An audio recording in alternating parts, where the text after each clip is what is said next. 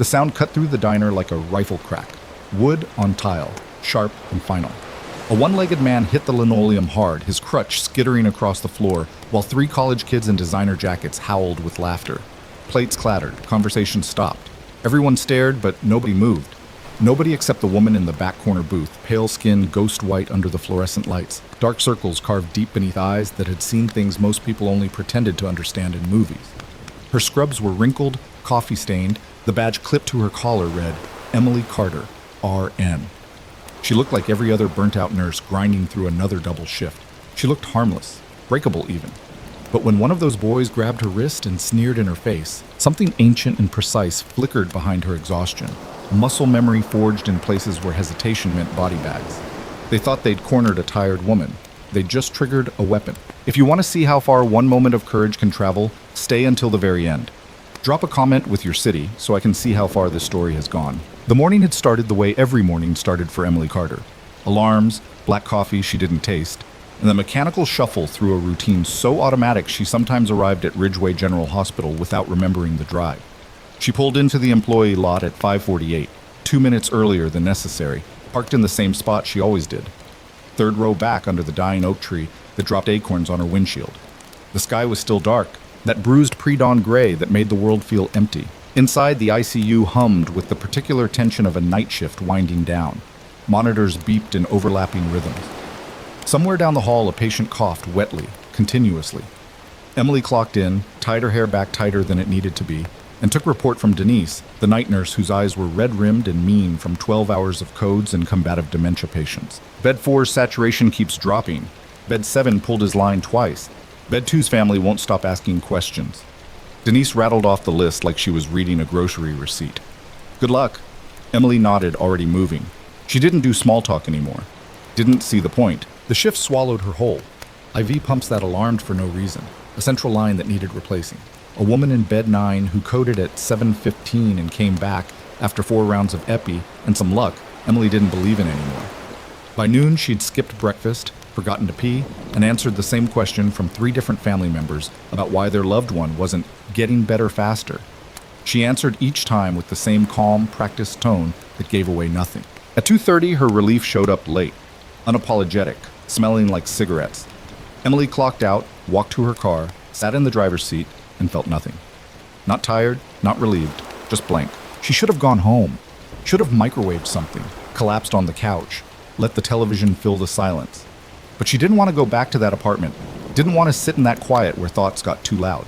So she drove the opposite direction, into the older part of Ashford, where the storefronts hadn't been updated since the 90s and the diner on the corner still had a sign that buzzed and flickered in the rain, Maggie's Diner. She'd been there twice before. Nobody bothered her. The coffee was bad, but hot. That was enough. She pushed through the door a little after 3. The place was nearly empty. A couple of truckers at the counter, an old man in a booth reading a newspaper like it was still 1987. Emily slid into the back corner, the booth with duct tape holding the vinyl together, and didn't look at the menu. She never looked at the menu. The waitress appeared, a woman in her 60s with a smoker's voice and a name tag that said Lorraine. Coffee? Please. You want food? Just coffee. Lorraine didn't push. She came back 2 minutes later with a chipped mug and a pot that smelled burnt. Emily wrapped both hands around the cup and stared out the window at nothing. That's when the door opened again. 3 of them. College age, maybe 21, 22. Loud in that specific way people are when they've never been told to shut up and mean it. Expensive jackets, new sneakers, hair styled with products Emily couldn't pronounce. The one in front was tall, blonde, with the kind of smile that had always gotten him what he wanted. The other 2 flanked him like accessories. They took the big booth near the jukebox, talking over each other, laughing at jokes only they understood. Emily tuned them out. She'd gotten good at tuning things out. Then the door opened again. The man who walked in moved carefully, deliberately, the way people do when their body doesn't cooperate the way it used to. He was maybe 30, military haircut growing out, worn jacket with a faded Marines insignia on the shoulder. One leg. The other ended mid-thigh, the pant leg pinned neatly. He balanced on a single crutch, the aluminum kind the VA handed out, and his face had the particular set of someone who'd learned not to ask for help because help never came. He headed for the counter, didn't look at anyone, didn't need to. The blonde kid saw him first. "Yo, check it out," he said, loud enough to carry. "Half-off special just walked in." His friends exploded into laughter. Not the surprised kind. The kind that came easy, like cruelty was just another form of entertainment. The Marine didn't react, kept moving, focused on the counter, on the simple goal of sitting down and ordering coffee, same as anyone else. The blonde kid stood up. Hey man, serious question. He stepped into the aisle, blocking the path. You get a discount here. Like, do they charge you half price since you're only using half the seats? One of his friends choked on his soda. The other one filmed it on his phone. The Marine stopped. His jaw worked. His knuckles went white on the crutch handle. But he didn't say anything, didn't engage. He'd learned that too. He tried to step around. The blonde kid stepped with him. Whoa, what? Where are you going? I asked you a question. The second guy got up now, grinning. Dude, chill. He's probably got PTSD or whatever. Be sensitive. Oh shit, you're right. The blonde kid put a hand to his chest in mock sincerity. Thank you for your service, man. Really, I mean it. He paused. But seriously, how do you even, run? Or do you just hop? He mimed hopping. His friends lost it. Emily's hand tightened on her coffee cup. She didn't move, didn't look over. But she heard every word, felt every second of it like pressure building behind her eyes. The Marine's voice came out quiet, controlled. Let me pass. Oh, he talks. The blonde kid clapped his hands together. See? I wasn't sure. Thought maybe you lost that too. The second guy shifted, stepping closer. They weren't blocking him now. They were surrounding him. Lorraine, the waitress, stood frozen behind the counter, coffee pot in hand. One of the truckers glanced over, looked away fast. The old man kept reading his paper. Nobody moved. The Marine tried again. He angled his crutch, tried to pivot. The blonde kid stuck his foot out. Not hard, just enough. The crutch caught, slipped, and the Marine went down. The sound was terrible. Not just the impact, but the totality of it. Metal clattering, body hitting tile, the grunt of pain he tried to swallow. He landed hard on his side, the crutch skidding 6 feet across the floor. The blonde kid laughed so hard he had to lean on the table. That's when Emily moved. She didn't think about it, didn't plan it. She stood, walked over, and knelt down next to the Marine. Up close, she could see the scar tissue on his hands, the way his jaw was clenched so tight it looked like it might crack. She didn't touch him, didn't ask if he was okay. She just picked up the crutch, held it steady, and waited. He looked at her. Eyes hard, humiliated, angry, but not at her. You good? She asked quietly. He nodded once, took the crutch, pulled himself up with the kind of grim efficiency that came from doing it 100 times before. Emily straightened, turned to face the 3 boys. They were still grinning, still riding the high. That was fun, she said. Her voice was flat, empty. The blonde kid blinked. What? I said that was fun. You have fun? His smile flickered. Relax, lady. We're just joking around. Joking. Yeah, joking. Jesus. He looked at his friends for backup. It's not that deep. Emily took 1 step closer. Move. Excuse me? You're blocking the aisle. Move. The second guy laughed. Or what? She didn't answer. Just looked at him. The kind of look that didn't blink, didn't flinch, didn't give anything away. The blonde kid's grin came back, but it was thinner now. You got a problem? I've got several. You're one of them. Oh, shit. The third guy nudged his friend. She's serious. Yeah? The blonde kid stepped forward, close enough that Emily could smell the energy drink on his breath. What are you going to do about it, nurse? Give me a shot? His hand came up fast. Not a punch, just a grab. Fingers closing around her wrist like he was going to shove her back, put her in her place, remind her how this worked. Emily moved. It wasn't dramatic. It wasn't a movie. She rotated her wrist inward, broke his grip with a twist, stepped inside his reach and drove her palm into his sternum. Not hard enough to break anything, just hard enough to empty his lungs and drop him backward into the booth. The second guy lunged. Emily sidestepped, caught his arm, used his momentum to spin him into the table. His face hit laminate with a dull smack. The third guy froze, hands up. Whoa, whoa. Sit down, Emily said. He sat. The diner went silent. Not the shocked kind. The kind that happens when everyone's trying to figure out what the hell they just saw. The blonde kid pulled himself upright, gasping, red-faced. You just assaulted me. You grabbed me first. I barely touched you. Then you're bad at it. Emily turned to the Marine. You okay? He stared at her like she'd just appeared out of smoke. Yeah. Good. She looked back at the 3 boys. Get out. The blonde kid's face twisted. You're fucking crazy. Maybe. Emily didn't move, didn't raise her voice. But I'm still here. And you're leaving. For a second, it looked like he might try something. His fists clenched. His jaw worked. But something in her stillness, in the absolute absence of fear in her eyes, made him reconsider. He shoved past her, shoulder-checking her on the way out. His friends followed, muttering, filming, already spinning the story in their heads. The door slammed. Emily stood there for another breath, then walked back to her booth, sat down, and picked up her coffee like nothing had happened. The Marine limped over, stopped at the edge of her table. "Thank you," he said. She looked up. "Don't. I mean it. I know, don't." He hesitated, then nodded, turned to go. "Wait." He stopped. Emily gestured to the seat across from her. "Sit, have some coffee." He studied her face, trying to figure out if it was pity. It wasn't. It was just practical. He sat. Lorraine appeared a moment later, coffee pot shaking slightly in her hand. She poured 2 cups without a word, then disappeared behind the counter. For a long time, neither of them spoke. Finally, the Marine said, "Daniel." "Emily." He nodded, took a sip, winced. "This coffee's terrible." "Yeah." Another silence, then, "You military?" Emily's eyes flicked to him just for a second. "Army, medic, long time ago." "Thought so." He tapped his chest, where her hands had landed with that controlled precision. "Combatives?" "Something like that." Daniel almost smiled. "They're gonna come back, you know. Guys like that always do, with their parents, lawyers, whatever." Emily shrugged. "Let them." "You're not worried?" "No." She wasn't, and that should have been the end of it. But 20 minutes later, the door opened again. Not the boys. Police. 2 officers. One older, graying, with the slow walk of someone who'd been doing this job long enough to hate it.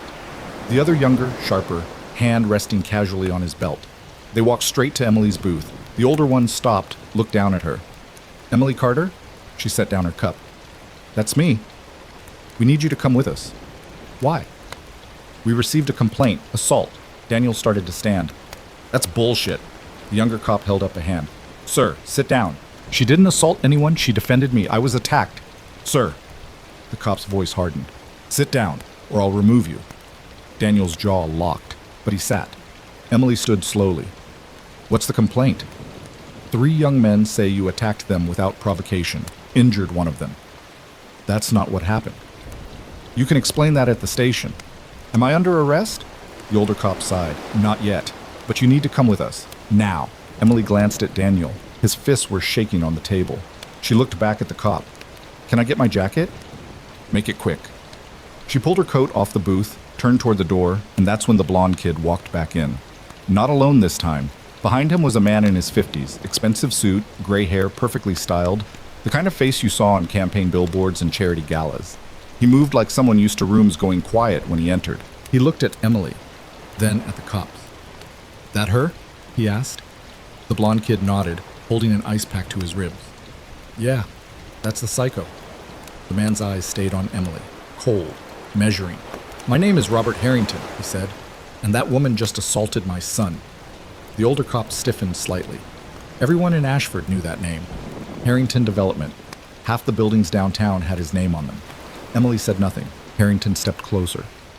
"I've already spoken with the district attorney. We have video evidence, witness statements. This won't be a long process." Daniel stood again, slower this time.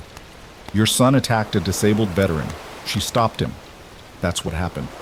Harrington didn't even look at him. "I don't know who you are, and I don't care. Stay out of this." "Or what?" Now Harrington turned, looked Daniel up and down, gaze lingering on the missing leg. His expression didn't change. Didn't need to.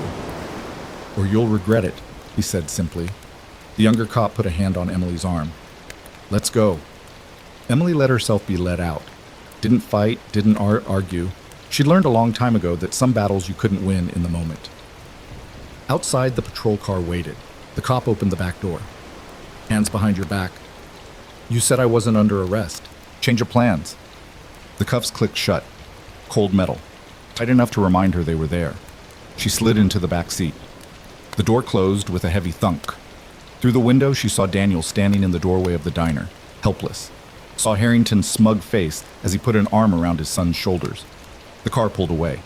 Emily leaned her head back against the seat and closed her eyes. She'd been here before.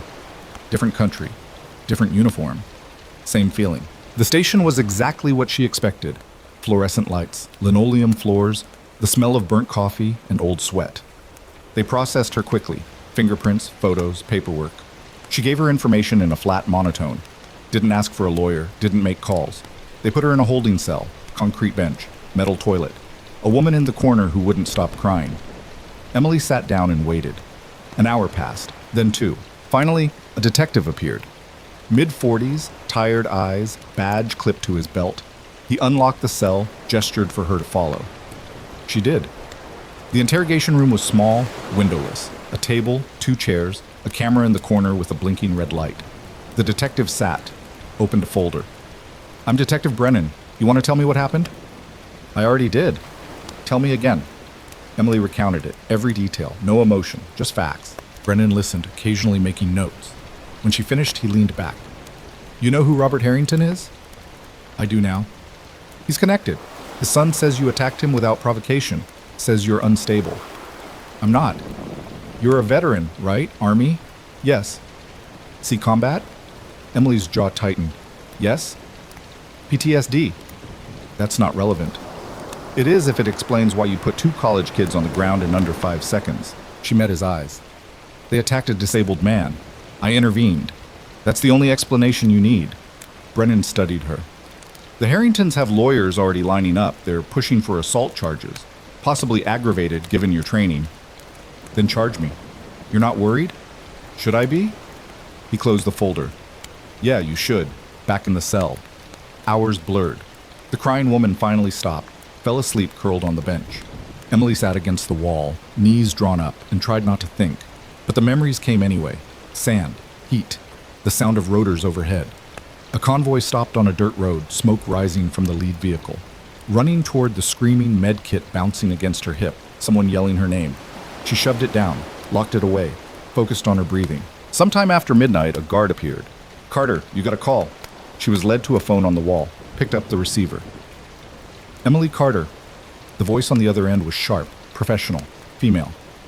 "Ms. Carter, my name is Lieutenant Colonel Angela Reyes. I served with you in the 302nd. Do you remember me?" Emily's breath caught. Yes." "Good. I heard what happened. I'm making some calls. Sit tight." "How did you—" "Doesn't matter. Do not say anything else to anyone without a lawyer present. Understood?" "Understood." The line went dead. Emily hung up, stared at the wall. Something had just shifted. She didn't know what, but she felt it.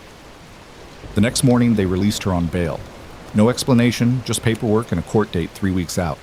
She walked out into the early light, still in the same scrub, still exhausted. Daniel was waiting on the steps. "Thought you might need a ride," he said. She almost smiled. Almost. "Thanks." They drove in silence for a while. Then Daniel said, "They're not going to let this go." "I know." "You got a lawyer?" "Not yet." "You need one. A good one." Emily looked out the window. "Yeah." He pulled up to her apartment. Old building, peeling paint, bars on the ground floor windows. She opened the door, paused. "Daniel." "Yeah?" "Thank you." He nodded. "You didn't have to do what you did." "Yes, I did." She got out, walked inside, climbed the stairs to her unit, unlocked the door, stepped into the silence. Her phone was on the counter. She picked it up. 17 missed calls, all from the same number. She dialed it back. Angela Reyes answered on the first ring. "Emily, we need to talk, and you need to trust me on this. What's about to happen is bigger than you think." Emily closed her eyes. "What's about to happen?" "Justice. But it's going to get ugly first." Outside, a black sedan pulled up to the curb. 2 men in suits got out, looking up at her building. Emily watched them from the window. "It already is," she said quietly. The 2 men didn't knock. They pressed the buzzer once, waited exactly 5 seconds, then pushed through the building's broken security door like they owned the place. Emily heard their footsteps in the stairwell, measured, unhurried, the rhythm of people who'd done this before. She set the phone down but kept Angela on the line. "They're here," Emily said quietly. "Don't open the door, don't say anything, record if you can." "I will." The knock came. 3 sharp raps. Emily moved to the door, looked through the peephole. Both men, dark suits, one holding a leather portfolio. The other had his hands clasped in front of him, patient. She didn't open it. "Miss Carter." The voice came through the wood, professional and cold. "We represent the Harrington family. We'd like to discuss a resolution." Emily said nothing. "We know you're in there. We can make this very simple. Open the door, have a conversation. 5 minutes." Still nothing. A pause. Then the second man spoke, his tone sharper. "Or we can do this the hard way. Your choice." Emily pulled out her phone, started recording, and cracked the door open 2 inches. The chain held. The first man smiled. It didn't reach his eyes. "Thank you. I'm Michael Voss, attorney for Harrington Development. This is my associate, Mr. Kern. May we come in?" "No." Voss's smile thinned. "Very well. We can speak here. Ms. Carter, my clients are prepared to offer you a settlement. Drop any counterclaims, sign a non-disclosure agreement, and we'll make the charges disappear. You'll walk away clean." "How much?" $50,000. Emily almost laughed. "That's it?" "It's more than generous considering the circumstances. Your client's son assaulted a veteran. I stopped him. There's nothing to settle." Kern stepped forward. He was broader, older, with the kind of face that had seen too many back rooms and dark deals. "You put 2 kids in the hospital, lady. One's got a concussion, the other's got bruised ribs and a chipped tooth. You think a jury's going to care about your sob story?" "I think a jury's going to see the video," Emily said evenly. "What video?" Voss asked. "The one his friend was filming, the one that shows exactly what happened."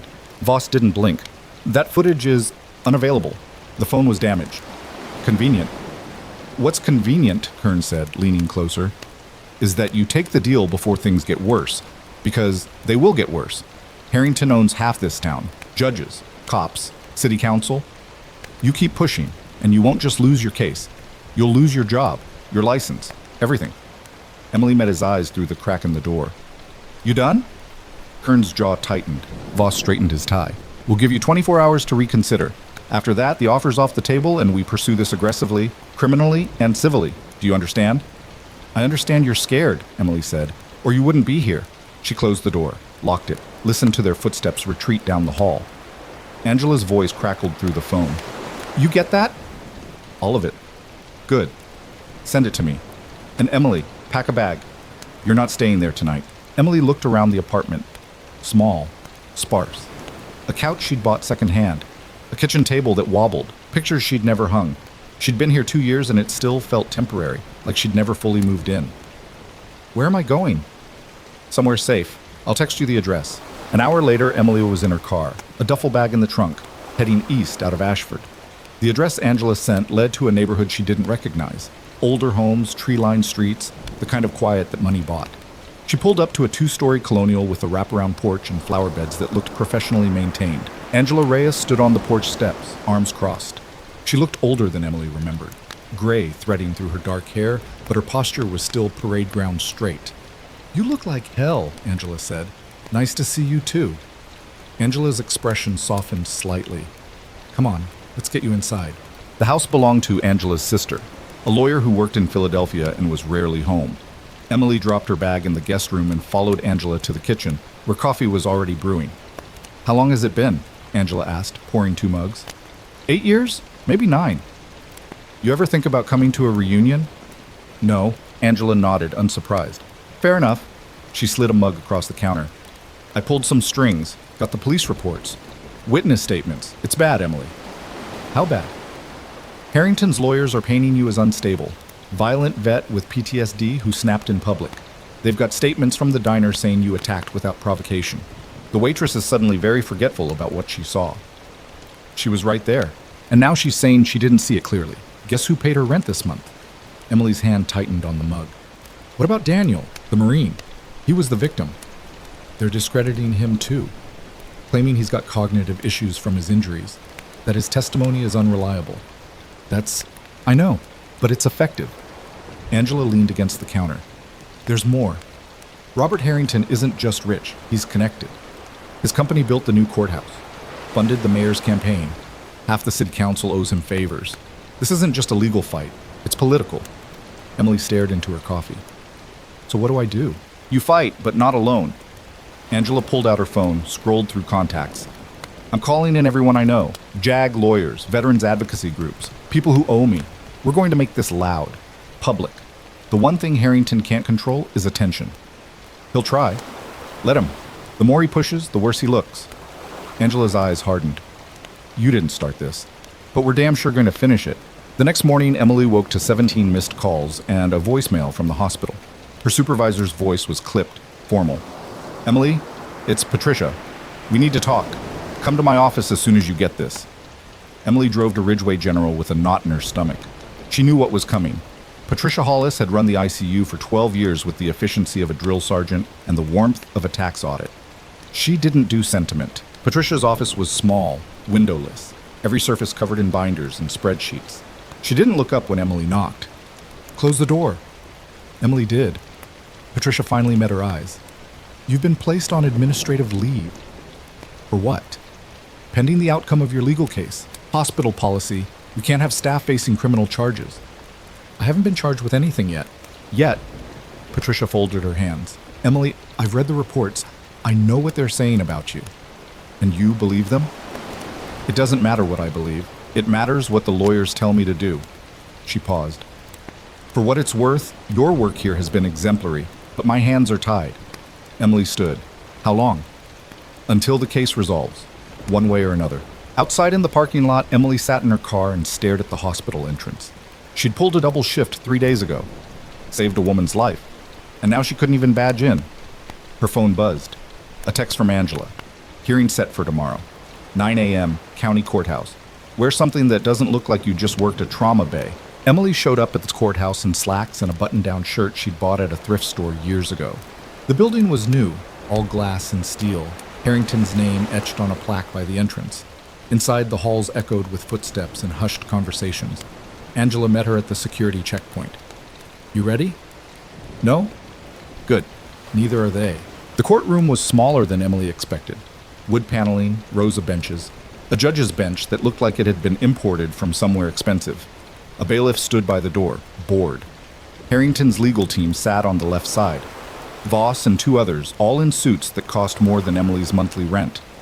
Robert Harrington sat behind them, his son beside him, still playing the victim with a neck brace he definitely didn't need.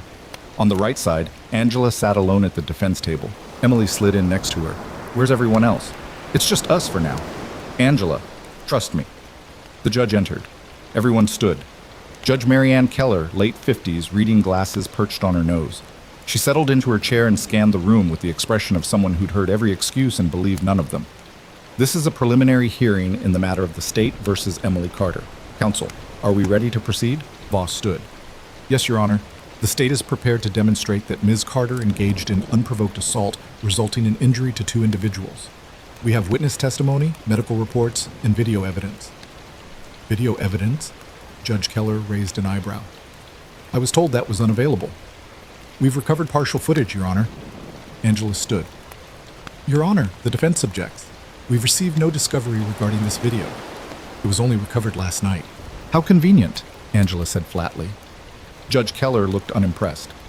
Mr. Voss, you'll provide that footage to the defense immediately. Anything else?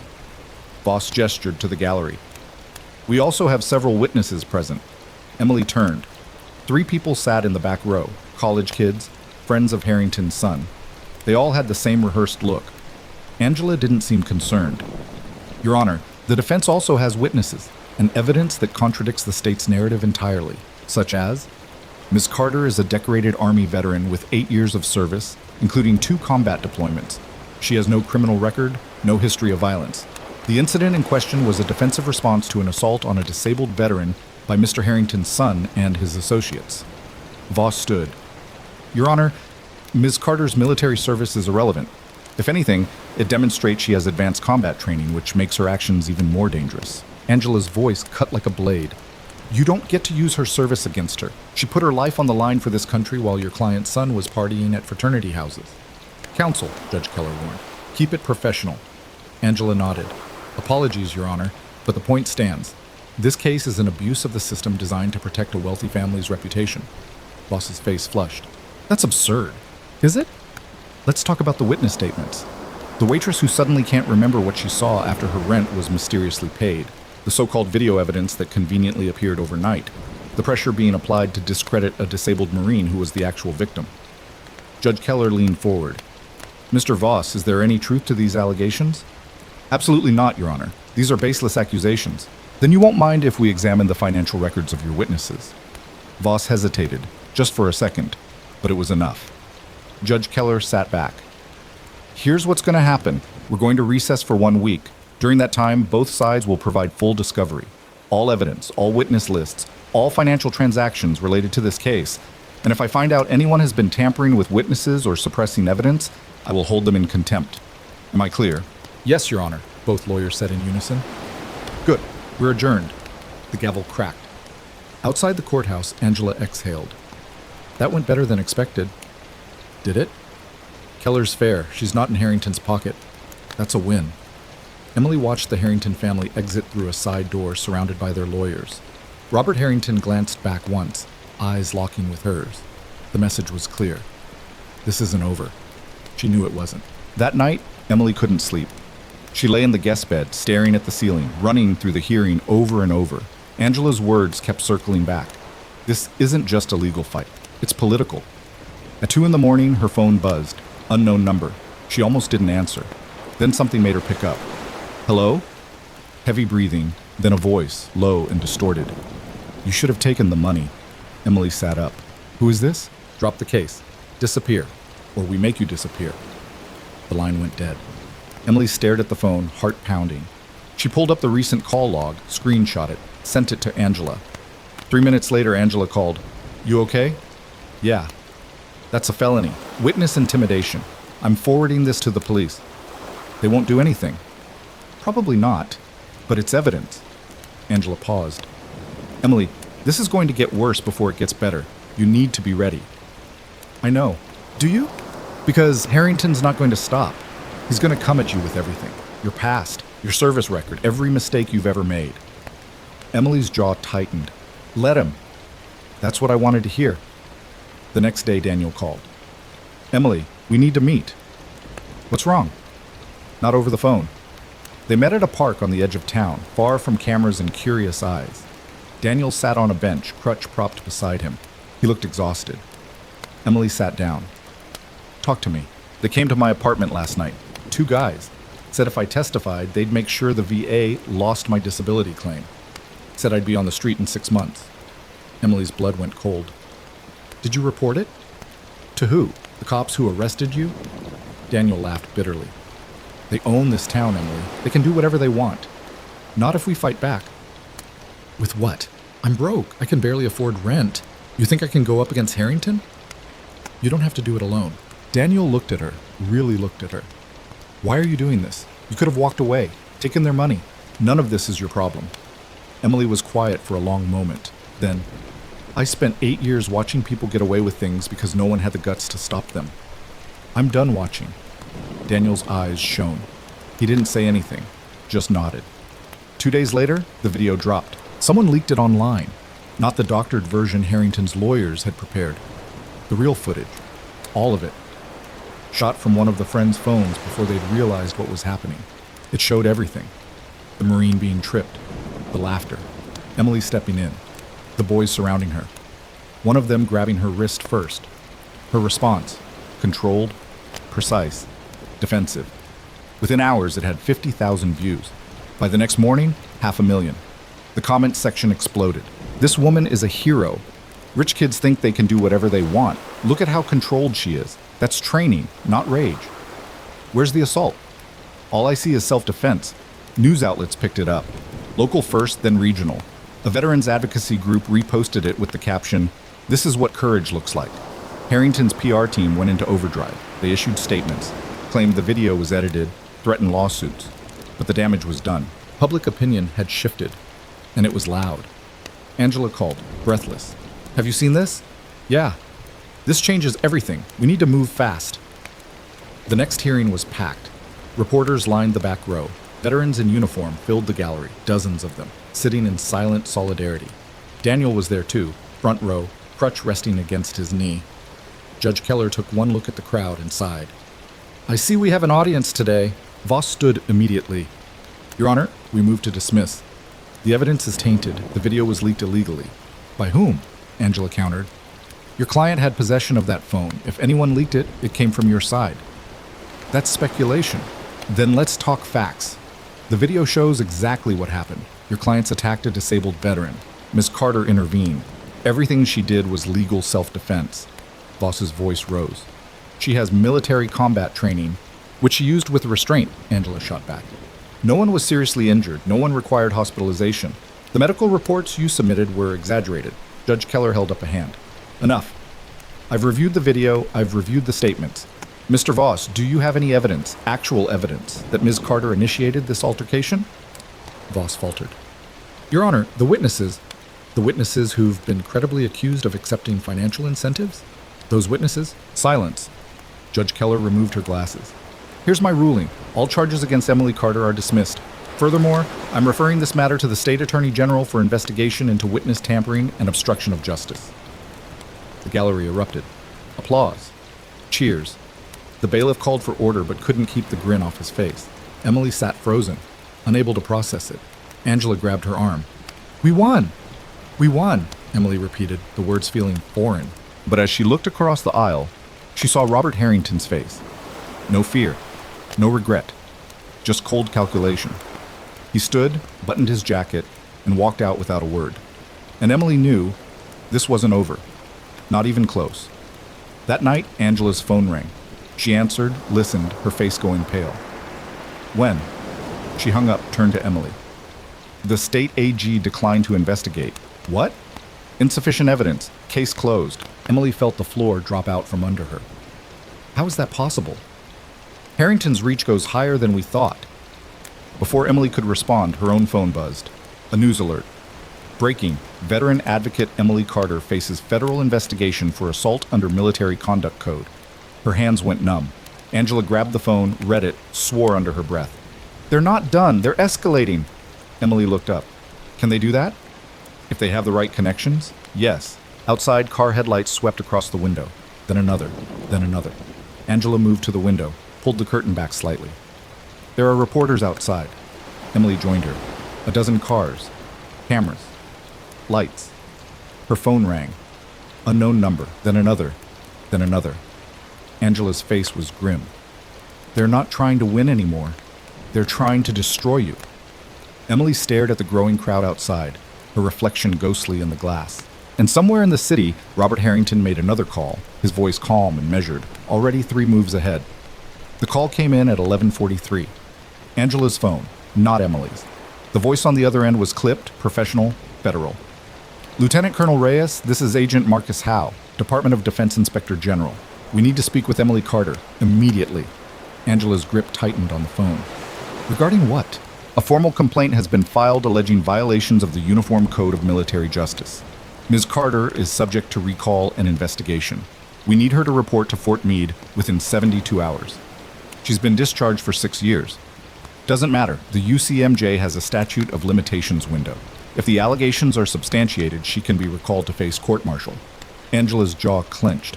What are the allegations? Conduct unbecoming, assault, abuse of training for personal gain. I'm not at liberty to discuss details over the phone. Who filed the complaint? A pause. A civilian with credible concerns about military personnel operating outside lawful boundaries. Angela closed her eyes. Harrington. He'd found a new angle. Agent Howe, with all due respect, this is retaliation. The civilian in question is, I'm aware of the local case. That's irrelevant. The IG office investigates all complaints regardless of source. Ms. Carter needs to comply or face additional charges for failure to report. The line went dead. Angela turned to Emily, who'd been listening from across the room. They're pulling you back in. Emily's face didn't change. When? 72 hours. Fort Meade. Can they do that? And yeah, they can. Angela sat down heavily. Harrington's escalating. He couldn't win in civilian court, so he's weaponizing the military system. If they recall you, you lose all civilian protections. Military tribunals operate under different rules, no jury, no public trial, just a panel of officers who'll hear his version first. Emily stared at the wall. So I go. If you go, you're walking into a trap. If you don't, they'll issue a warrant and it gets worse. Then there's no choice. There's always a choice. Angela stood, paced. We fight this. Publicly. Loudly. Get ahead of the narrative before they control it. Emily shook her head. That makes it look like I'm running. You're not running. You're exposing corruption. They'll spin it that way anyway. Emily's voice was flat, emotionless. I report. I answer their questions. I deal with it. Emily, I've been through worse. Angela wanted to argue, but she saw the look in Emily's eyes. The same one she'd seen years ago in a field hospital outside Kandahar when Emily had worked on a soldier for 40 minutes straight, with no pulse, refusing to quit even when everyone else had already called it. All right, Angela said quietly. Then we prepare, and we make damn sure you're not alone. The media firestorm intensified overnight. The federal investigation leaked, probably intentionally, and every outlet ran with it. The headlines were brutal. Veteran hero or violent vigilante? Federal probe raises questions. Combat, medic faces, military tribunal after assault. Allegations. Harrington family. Pushes for justice as Army investigates former soldier. The comment section split down the middle. Half supported her. Half thought she'd gone too far. Both sides were loud. Emily stopped reading after the first dozen articles. It didn't matter what strangers thought. What mattered was the system, and the system was designed to grind people down until they gave up. She wasn't going to give up. 2 days before she was due at Fort Meade, Daniel showed up at Angela's house. He looked worse than before, thinner, shadows under his eyes, moving like every step hurt. Emily opened the door. You okay? No. He stepped inside. They cut my benefits. What? VA sent a letter. Said there were discrepancies in my disability claim. Suspended payments pending review. He pulled a crumpled envelope from his jacket, handed it to her. Emily scanned it. Bureaucratic language. Vague accusations. No specifics. Classic intimidation dressed up as procedure. This is Harrington, she said. I know. We can fight it. With what? Daniel's voice cracked. I can't afford a lawyer. Can't afford rent. I've got maybe 2 weeks before I'm on the street. Emily looked at Angela, who was already pulling out her phone. I'll make some calls, Angela said. Veterans advocacy groups, legal aid. Someone will take this. When? Daniel's hands were shaking. I don't have time. Then you stay here, Emily said. Guest room's open. Daniel stared at her. I can't. Yes, you can. Don't argue. He looked like he wanted to cry. Instead, he just nodded, throat working. That night, Emily couldn't sleep. She sat on the porch steps, staring at the empty street, and let herself think about everything she'd been avoiding. The deployments, the things she'd seen, the people she couldn't save. The weight of it all pressing down like a physical thing, trying to bury her. She'd left the Army thinking she could outrun it, thinking civilian life would be simpler, cleaner. But violence followed. It always did. The door creaked open behind her. Daniel limped out, settled on the step beside her. Can't sleep either? He asked. No. They sat in silence for a while. Then Daniel said, You ever wonder if it's worth it? What? Fighting, standing up, all of it. He gestured vaguely. We did everything they asked, deployed, bled, came home broken. And for what? So people like Harrington can shit on us whenever they feel like it? Emily didn't answer right away. When she did, her voice was quiet. I used to think it wasn't, that nothing we did mattered. What changed? I stopped waiting for someone else to fix it. Daniel looked at her. You really think we can win this? I think we don't have a choice but to try. He nodded slowly. Yeah. Okay. The next morning, Emily's phone rang. Unknown number. She almost ignored it, then answered. Miss Carter? The voice was older, male, careful. My name is Colonel Raymond Pierce. I served with Angela Reyes back in the day. She asked me to reach out. About what? About Fort Meade. I'm retired JAG, Judge Advocate General, military law. Angela thinks you might need representation. Emily hesitated. I can't afford. I'm not asking for payment. This is pro bono. Call it professional courtesy. Why? Pierce was quiet for a moment. Because what they're doing to you is wrong. And because I've seen this playbook before. Powerful civilian leverages military bureaucracy to punish someone who embarrassed them. It's cowardly, and I don't like cowards. Emily exhaled.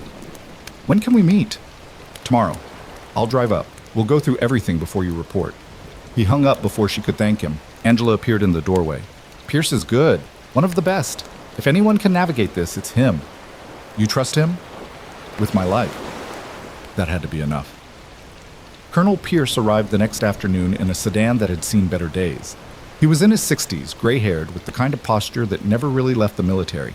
He shook Emily's hand with a grip that was firm but not aggressive. Let's get to work, he said. They spent 4 hours going through everything.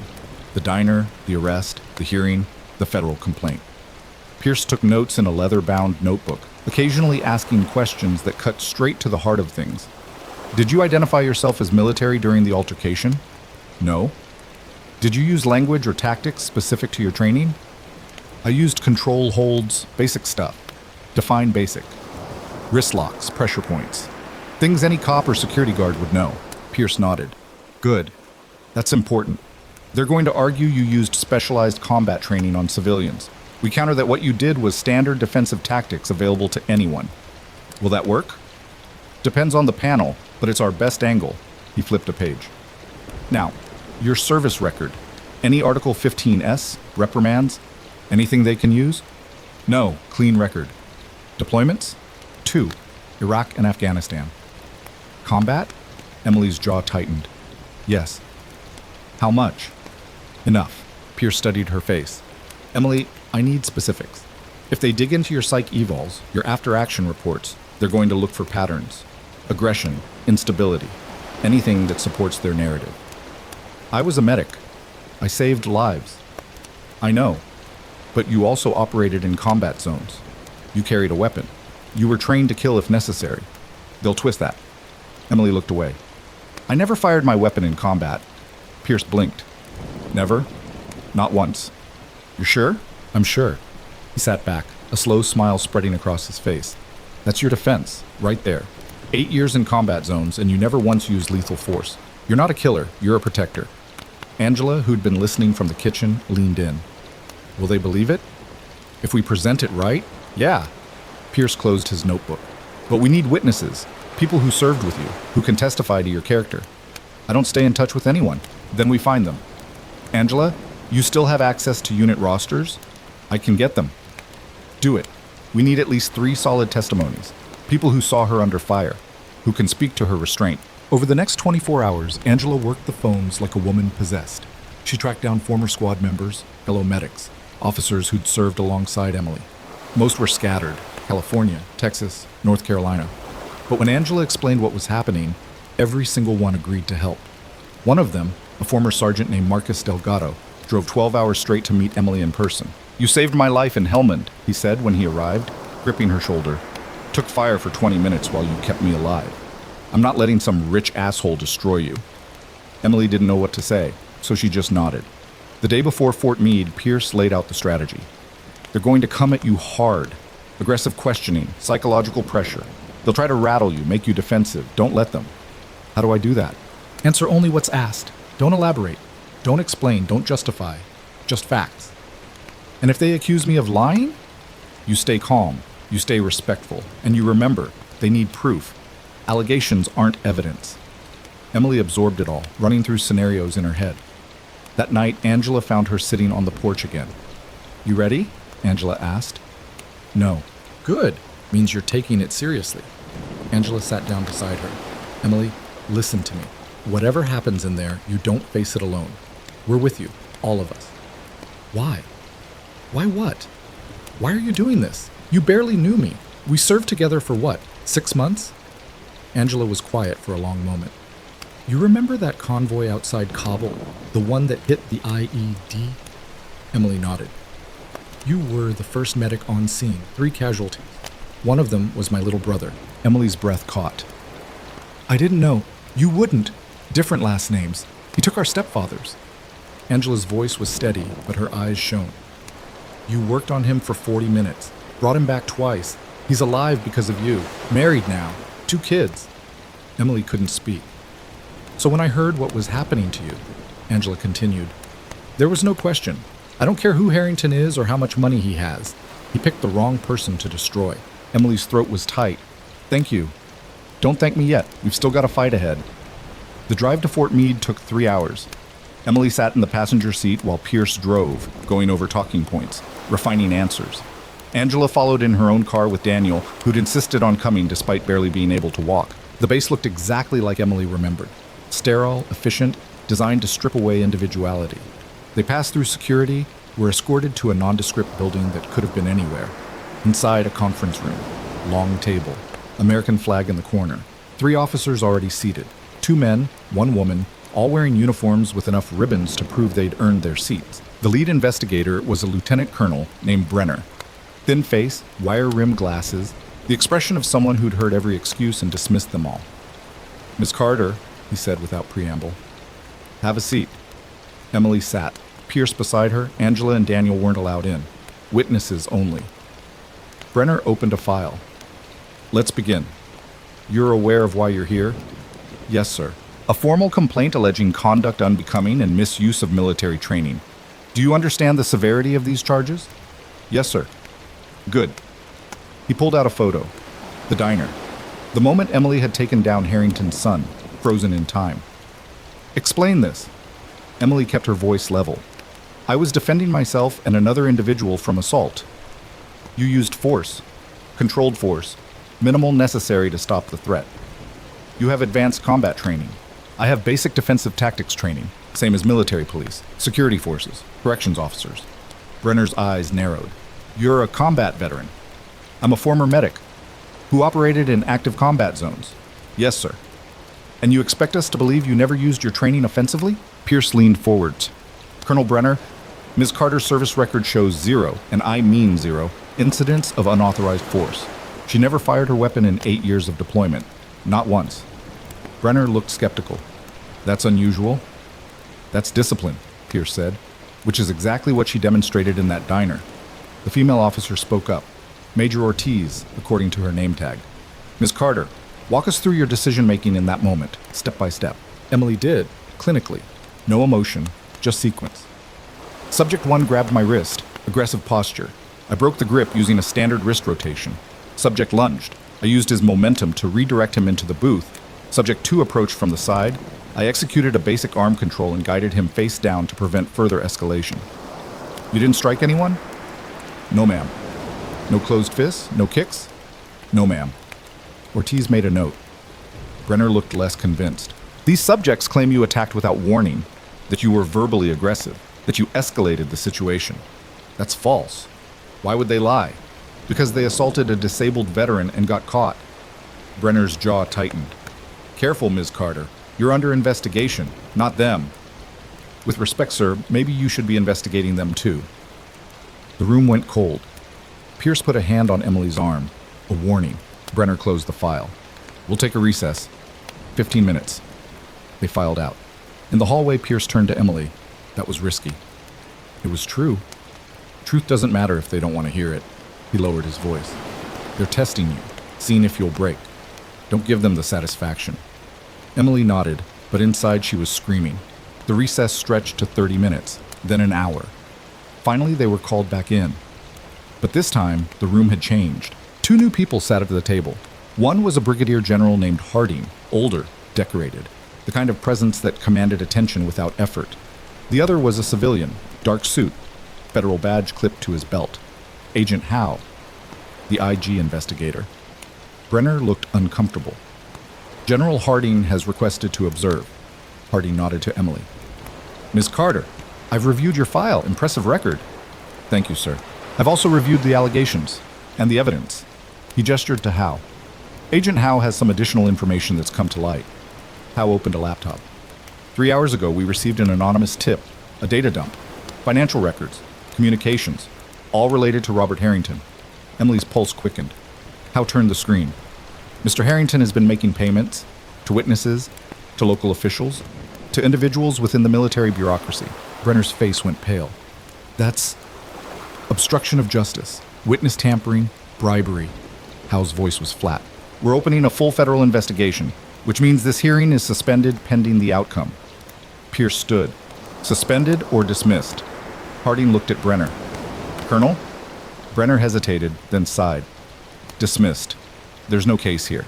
Emily felt the floor shift under her. "Furthermore," Harding continued, "I'm recommending Ms. Carter receive a formal commendation for her service and her conduct, both during deployment and as a civilian." Pierce's hand found Emily's shoulder, squeezed once. Outside, Angela and Daniel were waiting. When Emily walked out, Daniel's face broke into the first real smile she'd seen from him. "We won?" he asked. "We won," Emily confirmed. Angela pulled her into a hug. "It's over." But even as she said it, Emily's phone buzzed. A news alert. "Breaking. Robert Harrington taken into federal custody. Charges pending." And beneath it, another message, unknown number. She opened it. You think this is over? You just made the biggest mistake of your life. R.H. Emily's blood went cold. Across town, in a holding cell, Robert Harrington sat alone, making a call on a smuggled phone. I don't care what it costs, he said quietly. I want her destroyed, completely. The voice on the other end responded. Harrington smiled. Good. Then let's begin. Emily stared at the message until the screen went dark. Then she showed it to Angela without a word. Angela read it, her face hardening. He sent this from custody? Has to be a burner, smuggled in. Pierce appeared behind them, still packing his briefcase. He glanced at the phone, frowned. Forward that to Agent Howe. Immediately. Emily did. The reply came back in under a minute, noted. We're already tracking his communications. Stay alert. Stay alert. As if Emily could do anything else. They drove back in silence, the relief from the hearing already evaporating into something colder and sharper. Daniel sat in the back seat, staring out the window, his crutch propped between his knees. He's not going to stop, Daniel said quietly. No one argued. By the time they reached Angela's house, the sun was setting. Emily's phone had 17 missed calls, reporters mostly, but also numbers she didn't recognize. She turned it off. Inside, Angela poured coffee. None of them wanted, and they sat around the kitchen table like survivors of something that wasn't over yet. Pierce broke the silence. Harrington's in federal custody, but he's not convicted. Men like him don't go down easy. He'll have lawyers working around the clock to suppress evidence, discredit witnesses, delay the trial. How long can he drag this out? Emily asked. Months, maybe years. Daniel's hand tightened on his mug. So we just wait? No, Angela said. We prepare. Because if he's threatening Emily from a jail cell, he's got people on the outside doing his work. What kind of people? The kind money buys. Emily stood, walked to the window. Outside, the street looked normal, quiet. But she'd learned a long time ago that danger didn't announce itself. Her phone, still off, sat on the counter. She turned it back on. Instantly, notifications flooded in. More calls, texts, and one email that made her stomach drop. Subject line, "You've been served." She opened it. A legal document, dense text. But the summary was clear enough. Robert Harrington, through his attorneys, was filing a civil lawsuit. $50 million in damages. Defamation. Emotional distress. Loss of reputation.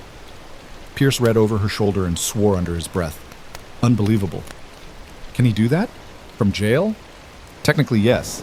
It's a SLAP suit. Strategic lawsuit against public participation. Designed to drain your resources, force you into settlement, silence you through legal attrition. I don't have $50 million. I don't have 50,000. Doesn't matter. The goal isn't to win. It's to bury you in legal fees until you give up. Emily set the phone down carefully, like it might explode. So what do I do?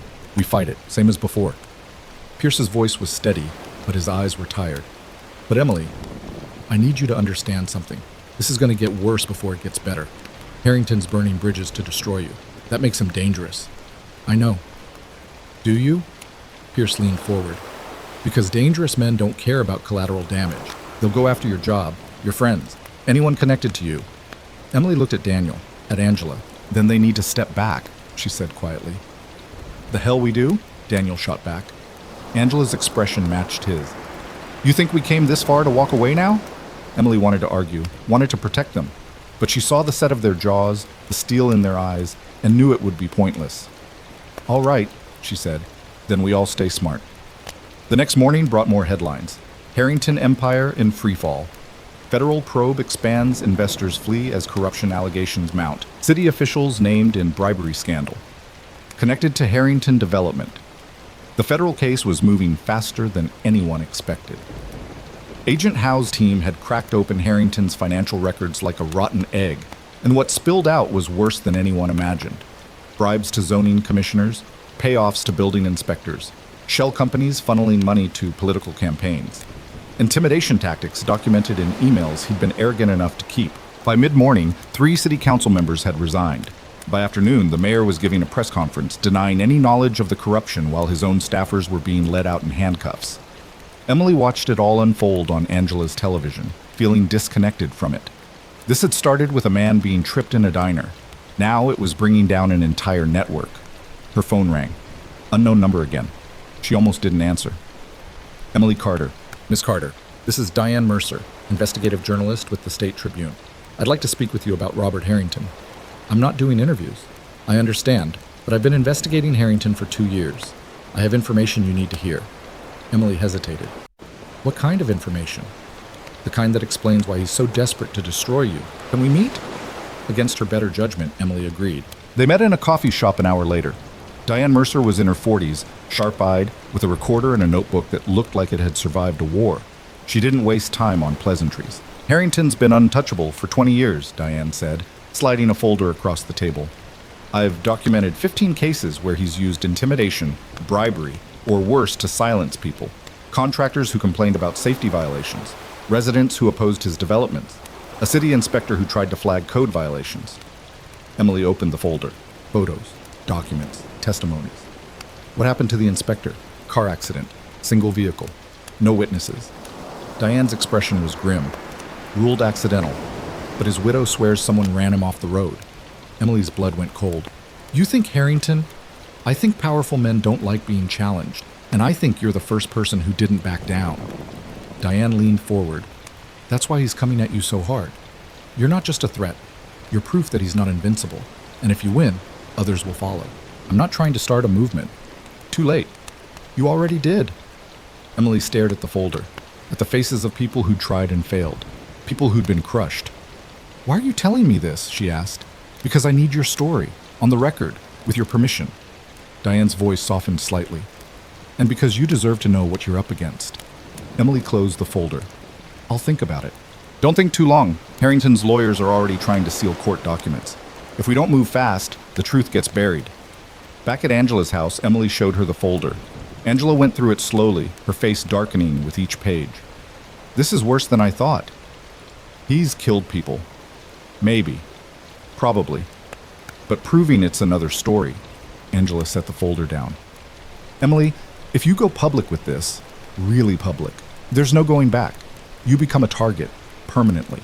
I'm already a target. This would make it worse. Emily thought about the inspector, about his widow, about all the people who'd been silenced. Then maybe it's time to stop hiding. The interview happened 2 days later. Diane brought a cameraman and set up in Angela's living room.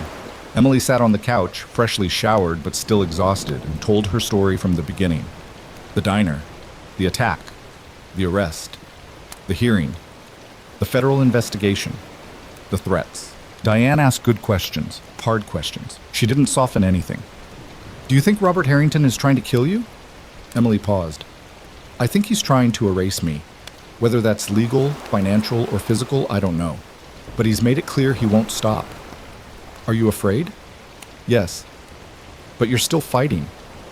I don't know how to do anything else. The interview aired that night.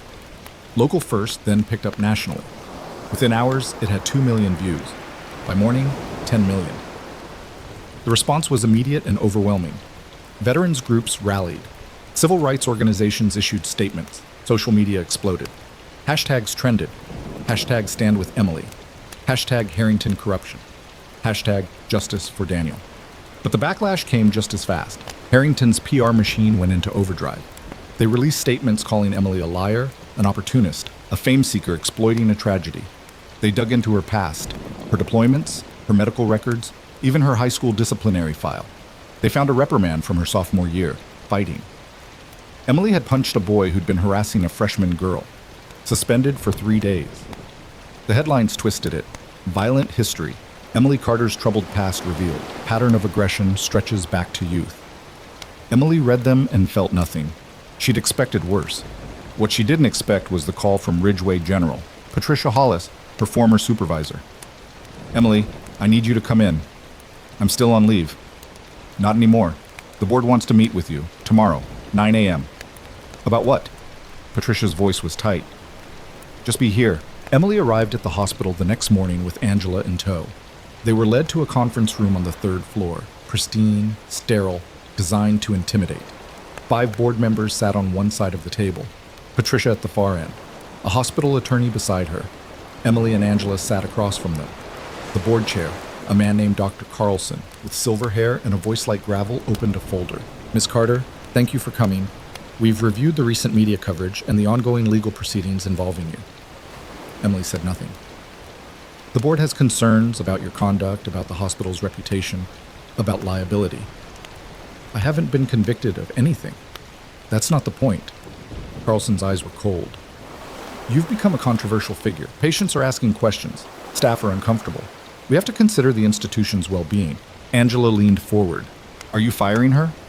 We're offering a separation agreement, 6 months severance, a neutral reference.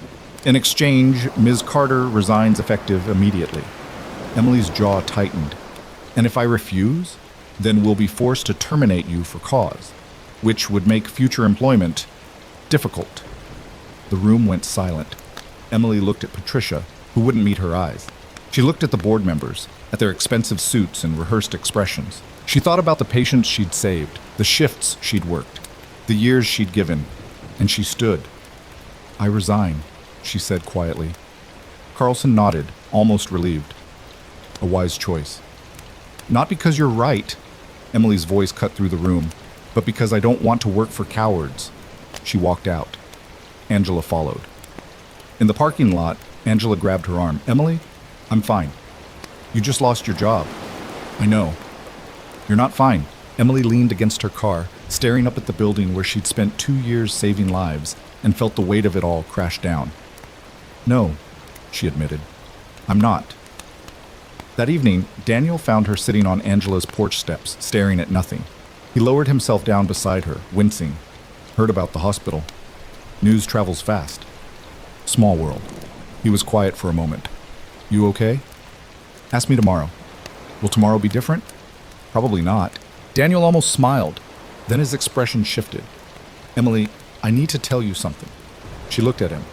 The VA reinstated my benefits. Got a call this morning. Full back pay. Apology. The whole thing. Emily felt a spark of something that might have been hope. That's good. It's because of you. Because you fought. Because people are watching now. His voice cracked slightly. I don't know how to thank you. You don't have to. Yeah, I do. He met her eyes. Before all this, I was done. Ready to give up. You reminded me what it meant to stand up. Emily's throat tightened. She didn't trust herself to speak. They sat in silence as the sun set, two broken people who'd found something worth fighting for. The next day brought a development no one expected. Agent Howe called Angela's house at 7 a.m. We need Emily at the federal building, now. What happened? Just get her here. They arrived 40 minutes later. Howe met them in the lobby, his expression unreadable. Come with me. He led them to a secure conference room. Inside, 2 other agents were setting up equipment, laptops, recording devices, stacks of files. Sit, Howe said. Emily and Angela sat. Howe placed a phone on the table, a burner. This arrived at our office this morning, addressed to you. Emily stared at it. From who? We don't know. No return address, no prints. But there's a message on it, and you need to hear it. He pressed play. The voice was distorted, run through a modulator. Male or female, impossible to tell. Emily Carter, you don't know me, but I know everything about Robert Harrington. I worked for him, kept his secrets, cleaned up his messes, and I'm done. Emily's pulse quickened. I have proof, bank records, communications, video, audio. 15 years worth of crimes, bribery, extortion, witness tampering, and worse. The voice paused. I'm sending you everything, not the FBI. You, because you're the only one who had the guts to stand up to him. And because he's planning something. For you, for Daniel, for anyone who testified. Emily's blood went cold. He's paying people, a lot of money. I don't have details on when or how. But it's happening soon. Be careful. The recording ended. Hal looked at Emily. 30 minutes after we got this, files started hitting a secure server. Encrypted, time-stamped, authenticated. He turned one of the laptops around. The screen showed a list of documents, hundreds of them. This is real, Hal said quietly, and it's devastating. Emily scanned the list. Her hands started shaking. Wire transfers to offshore accounts. Emails coordinating witness intimidation. Audio recordings of Harrington ordering people to handle problems permanently. Video footage of cash being handed over in parking garages. How much of this is admissible? Angela asked. Most of it. The source is anonymous, but the authentication is solid. Digital forensics confirms these files haven't been tampered with. Howe leaned forward. Emily, this changes everything. We can add charges. Build a case that guarantees Harrington never sees daylight again. What about the threat? Emily asked. The people he's paying? We're tracking every transaction in these files. We'll find them. Before or after they find me? Howe didn't answer. That night, Emily couldn't sleep. She lay in the spare bedroom at Angela's house, staring at the ceiling, running scenarios. At 2 a.m., her phone buzzed. Unknown number. She answered. Heavy breathing. Then a voice, low and mechanical. You should have taken the money. Emily sat up. Who is this? Drop the case, disappear, or we make you disappear. The line went dead. Emily's hand shook as she screenshot the number, forwarded it to Hal. He called back 3 minutes later. We're tracing it. Stay inside, lock the doors. I'm sending a unit to watch the house. How long? Until we find them. Emily hung up and walked to the window.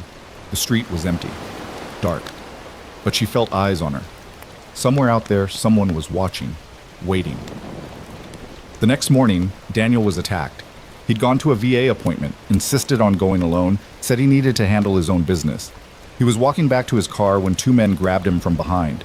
They dragged him into an alley, beat him, broke his nose, fractured 2 ribs, kicked his good leg until he couldn't stand. Then they leaned close.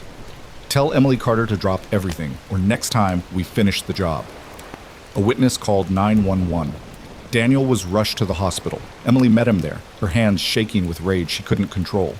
He looked worse than he had after the IED. Face swollen, eyes blackened, breathing shallow. But when he saw her, he tried to smile.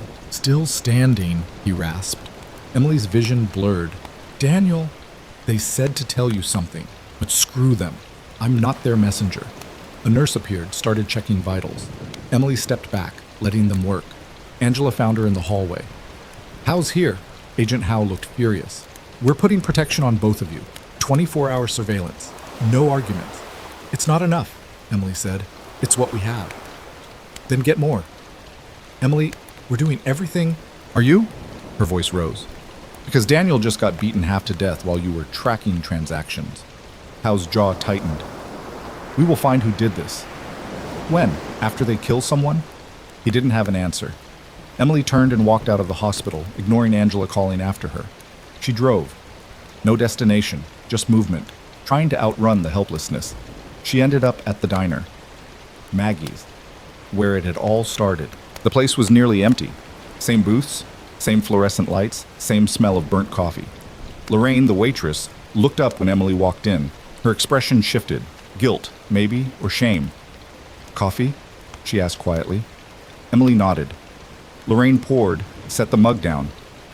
I'm sorry. For what? For lying to the police about what I saw.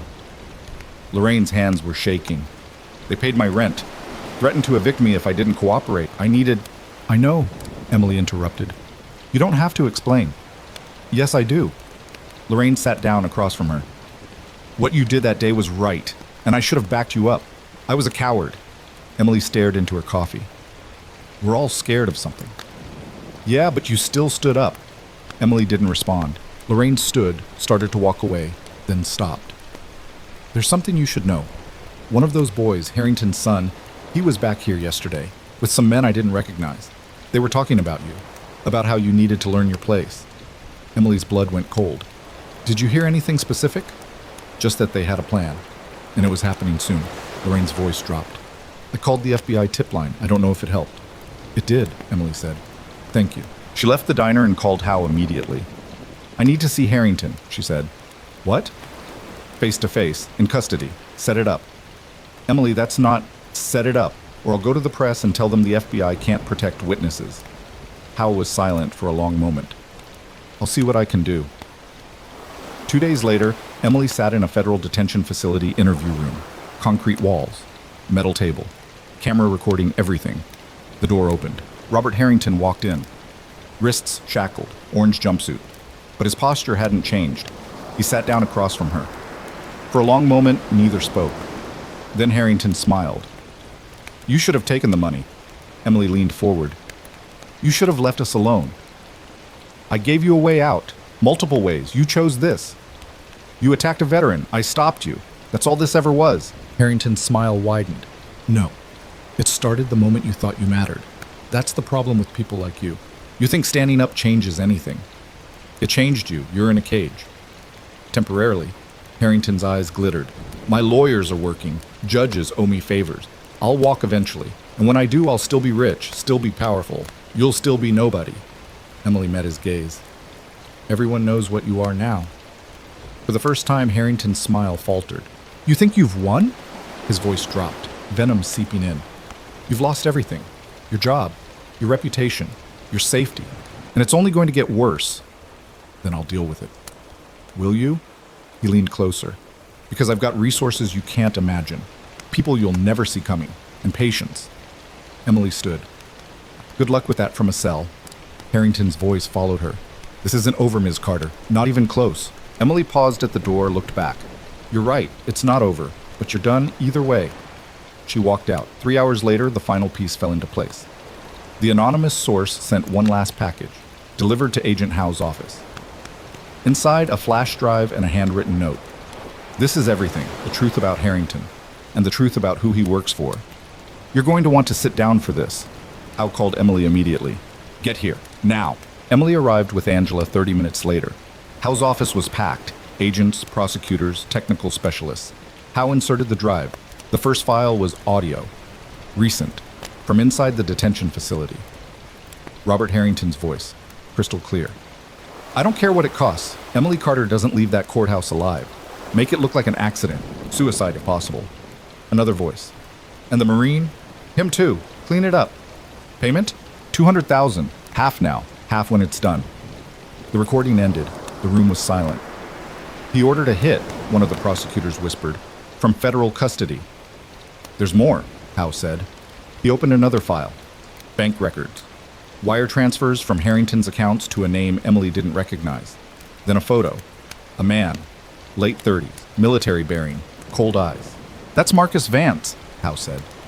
Former special operations. Dishonorable discharge. Now a contractor. Specializes in making problems disappear. Emily's stomach dropped. Where is he? We don't know, but we're looking. Angela leaned forward. How long has Harrington been paying him?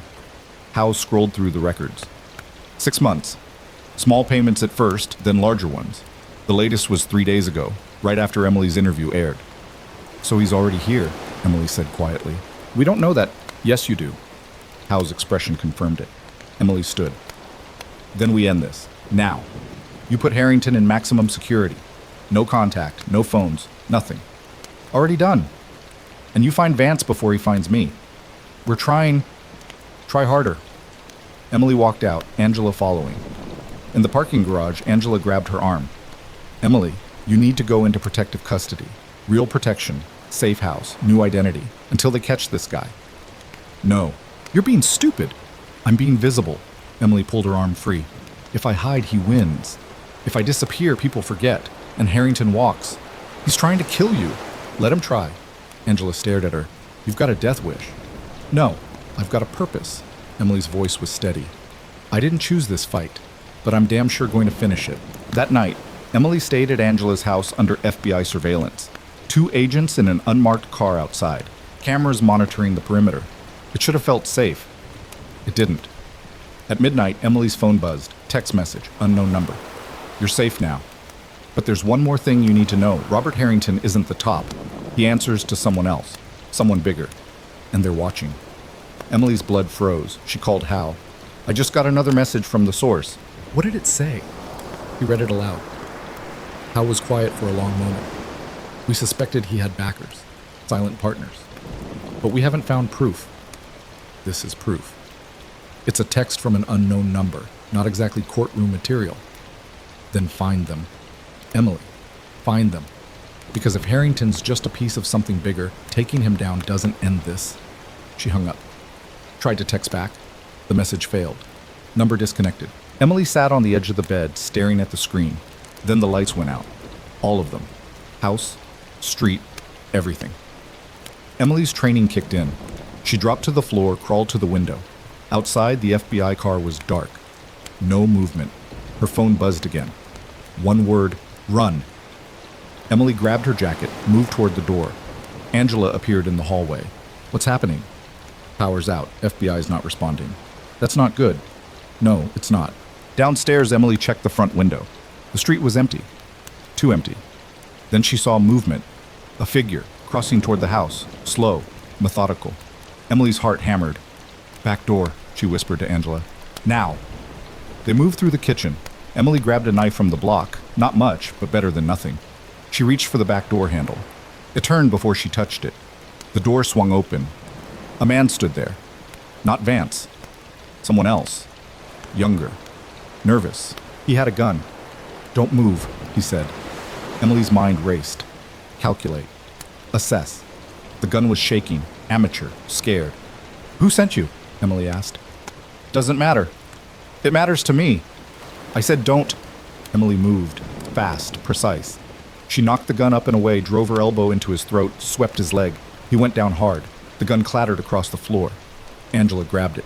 Emily pinned the man, knee on his chest. "Who sent you?" He gasped for air, eyes wide. "Who?" "Harrington, paid, said you'd be alone." Footsteps. Behind them. Emily spun. Another man. Bigger. Gun already aimed. "Get off him!" Emily didn't move. "I said get off!" The shot came from outside. The man's head snapped back. He dropped. Emily froze. Someone else was here. A voice from the darkness. Calm. Female. "Stay down!" Emily pulled Angela to the floor. More shots. Return fire. Glass shattering. Then silence. Footsteps approaching. A figure appeared in the doorway. Tactical gear. Night vision pushed up. A woman, maybe 40, with scars and the bearing of someone who'd done this before. She lowered her rifle. "Emily Carter?" "Yeah." "Lieutenant Colonel Reyes sent me. Name's Kara Frost, former Delta. You're coming with me." "Who were they?" "Contractors. Hired through a cutout. They're done now." "How many?" "4. 2 outside, 2 here. All down." Emily stared at the bodies, at the blood. "FBI's on the way," Kara said. "But we need to move before more show up." "More?" "Harrington put a bounty on you. $500,000. Every gun for hire in 3 states is coming." Angela stood slowly. "Where do we go?" "Somewhere they won't think to look." Kara's eyes were hard. "Somewhere we control." Emily looked at the man she'd pinned. He was unconscious, bleeding from the throat strike. She stood, grabbed her jacket. "Let's go." They moved through the backyard, over a fence, into a waiting vehicle 3 blocks away. As they drove, Emily's phone buzzed one last time. The anonymous source. The person Harrington works for is named Marcus Calloway. Billionaire. Untouchable. He's been using Harrington as a front for years, and he's decided you're too dangerous to let live. The bounty is real. Trust no one. A friend Emily showed Kara the message. Kara's expression didn't change. "Calloway. Yeah, I've heard the name. Who is he?" "Someone who makes Harrington look like a street thug." Kara glanced in the rearview mirror. "And if he's coming after you, this is about to get a lot worse." Emily stared out the window at the city disappearing behind them. She'd thought taking down Harrington was the end, but it was just the beginning. And somewhere in a private office overlooking the city, Marcus Calloway made a phone call, his voice calm and measured. "The girl's still alive, fix it." The line went dead, and Marcus Calloway set the phone down with the same precision he applied to everything. Calculated, deliberate, final. His office occupied the top floor of the Calloway Tower, 43 stories of steel and glass that dominated Ashford's skyline, like a monument to inevitability. Floor-to-ceiling windows framed the city below, a grid of lights and lives that existed, from this height, as abstractions, numbers on a spreadsheet, assets to be managed. He'd built an empire on understanding one simple truth. Everyone had a price. Money. Power. Fear. It didn't matter which currency you used as long as you paid enough. Emily Carter had refused every offer. That made her dangerous. Not because of what she'd done. Stopping his associate Harrington was inconvenient but manageable. No, she was dangerous because she'd shown others that refusing was possible. That couldn't stand. Calloway pressed a button on his desk. His head of security appeared in the doorway within seconds. A man named Briggs. Ex-military. The kind of professional who understood orders and didn't ask questions. "Status?" Calloway asked. 4 contractors are down. Carter escaped with an unknown operator. We're tracking vehicle movements, but they went dark 6 blocks from the scene. Calloway's expression didn't change. "Double the bounty. 1 million. And make it clear. I want her alive first. I want to know who's helping her. Then she disappears." Briggs nodded. "Yes, sir." "And Briggs? No more amateurs. I want professionals. People who won't fail." "Understood." Briggs left. Calloway turned back to the window, hands clasped behind his back. Somewhere out there in the darkness, Emily Carter was running. Let her. Running only delayed the inevitable. He'd been untouchable for 30 years. One exhausted nurse wasn't going to change that. The safe house was 40 miles outside Ashford, buried in woods so thick the GPS lost signal half a mile out. Kara drove with the confidence of someone who'd made this run before, navigating dirt roads that didn't appear on any map. Emily sat in the passenger seat, Angela in the back. Daniel had been moved to a secure hospital wing under federal protection, safer there than anywhere else. Who owns this place? Emily asked. People who don't exist on paper. Kara's eyes never left the road. Built it during the Cold War bunker underneath, so supplies for 6 months. If they find us here, we've got bigger problems. They will find us. Eventually, but not tonight. The house appeared through the trees, single story, unremarkable, designed to be forgotten. Kara pulled into a garage that closed behind them automatically. Inside, the place was Spartan. Concrete walls. Minimal furniture. But the equipment was high-end. Communication systems. Monitors showing exterior cameras. Enough weapons to outfit a small team. How long do we stay? Angela asked. As long as it takes. Kara started checking monitors. Agent Howe knows you're secure. He's working on Calloway from his end. We work from ours. Emily sat down heavily. The adrenaline was wearing off, leaving exhaustion in its wake. What's our end? Kara turned. You tell me. You're the one he wants dead. I want him exposed, arrested, tried, same as Harrington. Calloway's not Harrington. He's careful, insulated. Every crime runs through cutouts and shell companies.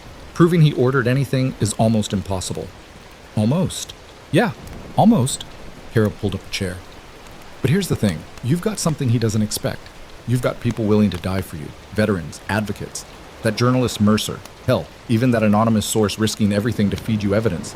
Calloway's used to buying loyalty. He can't buy yours, and he can't understand it. Emily looked at her hands. They were shaking slightly. She made them stop. So what do we do? We make him desperate. Desperate people make mistakes. Over the next 48 hours, the world outside exploded. Diane Mercer published the full story. Everything Emily had told her, everything the anonymous source had provided, everything the FBI had confirmed. The article dropped like a bomb. The man behind the man. How billionaire Marcus Calloway built an empire on corruption. It detailed 30 years of crimes. Politicians bought, witnesses silenced, competitors destroyed. All linked back to Calloway through financial records, communications, testimony from people who'd finally found the courage to speak. Within hours, the story went viral. Millions of views, thousands of shares. News outlets picked it up. Congress announced investigations. The SEC froze assets. Federal prosecutors convened grand juries. Calloway's carefully constructed wall of protection began to crack. But he didn't go quietly. His lawyers unleashed a counterattack. Defamation suits, injunctions, attempts to seal evidence. His PR firm flooded media with alternate narratives. His political allies made statements calling the accusations a witch hunt, and the bounty on Emily's head climbed to $2 million. Kara showed her the dark web posting. Anonymous, encrypted, but clear. Emily Carter, alive. $2 million US.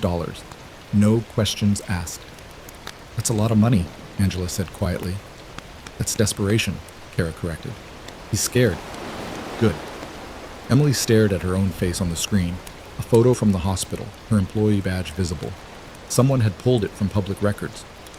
How many people are coming for that, she asked. Enough that we need to move again, tonight. They moved 3 times over the next week. Different safe houses, different routes, different protocols.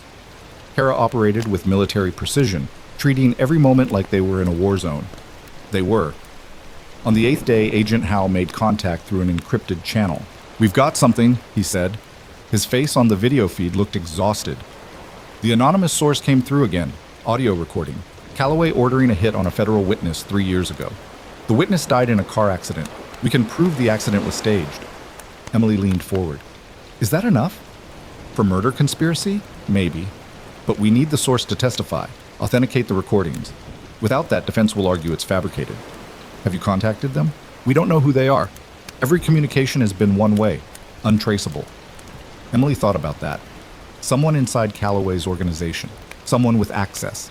Someone risking everything. They'll come forward, she said, when it's time. How do you know? Because they've come this far. They want this as much as we do. She was right. 2 days later, a woman walked into the FBI field office in downtown Ashford. Mid-30s. Professional clothes. Terrified eyes. She gave her name as Sarah Winters, Marcus Calloway's executive assistant for 7 years. She'd kept copies of everything. Howe called Emily with the news. She's in protective custody. Debriefing started an hour ago. What she's giving us, it's everything. Communications, financial records, witness lists, instructions for illegal activities going back years. Emily closed her eyes. Why now? She said she saw your interview. Said if you could stand up to them, so could she. Hal paused. Emily, this is it. We can build a RICO case. Organized crime, conspiracy, murder. Calloway's done. When? Grand jury convenes tomorrow. Indictment by end of week if all goes well. And if it doesn't, then we keep fighting. Emily hung up and told Kara and Angela. Angela's eyes shone. It's almost over. Almost, Emily agreed. But Kara's expression was grim. He'll know by now that his assistant flipped. That makes the next 72 hours the most dangerous. Cornered animals are unpredictable. She was right about that too. The attack came at 3 a.m. Emily woke to Kara's hand over her mouth in a whispered, "Don't move." Outside, the motion sensors had triggered. 4 heat signatures approaching from different angles. Professional, coordinated. Kara handed Emily a pistol. You remember your training? Yeah. Good. Because we're outnumbered and they're coming in hot. Angela was already awake, pressed against the wall, her face pale but determined. Kara moved to the monitors.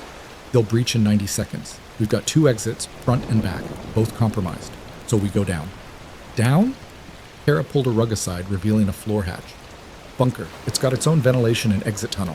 We lock ourselves in. They can't get to us. What about them? FBI's been alerted. Response time is 12 minutes. We just need to survive until then. They dropped into the bunker as the first window shattered.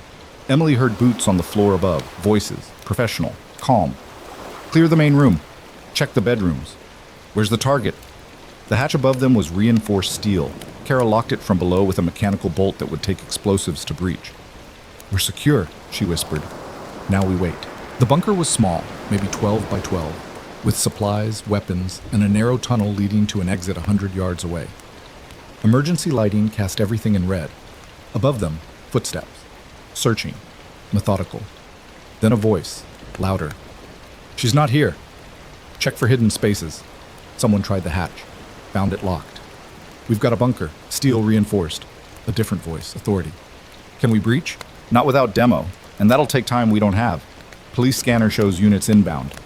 Then we pull back. But we're not done. The footsteps retreated.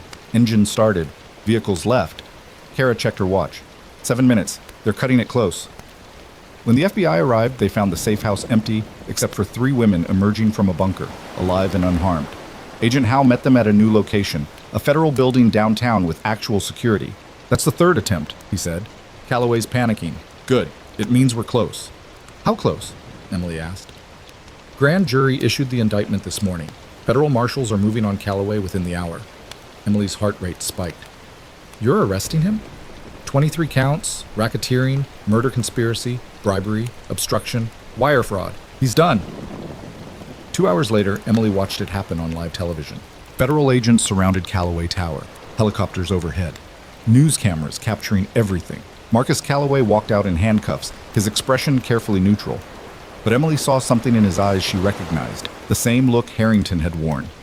Disbelief, rage, the shock of someone who thought they were untouchable, discovering they were just another criminal. The crowd outside erupted, cheers, jeers. People who'd been victimized by his empire, finally seeing justice. Emily watched from Howe's office, Angela beside her, Kara leaning against the wall. How do you feel? Angela asked quietly. Emily didn't answer right away. She thought about the diner, about Daniel on the floor, about every threat, every attack, every moment she thought this would be the end. Tired, she said finally. But good. The preparation for trial consumed the next 6 months.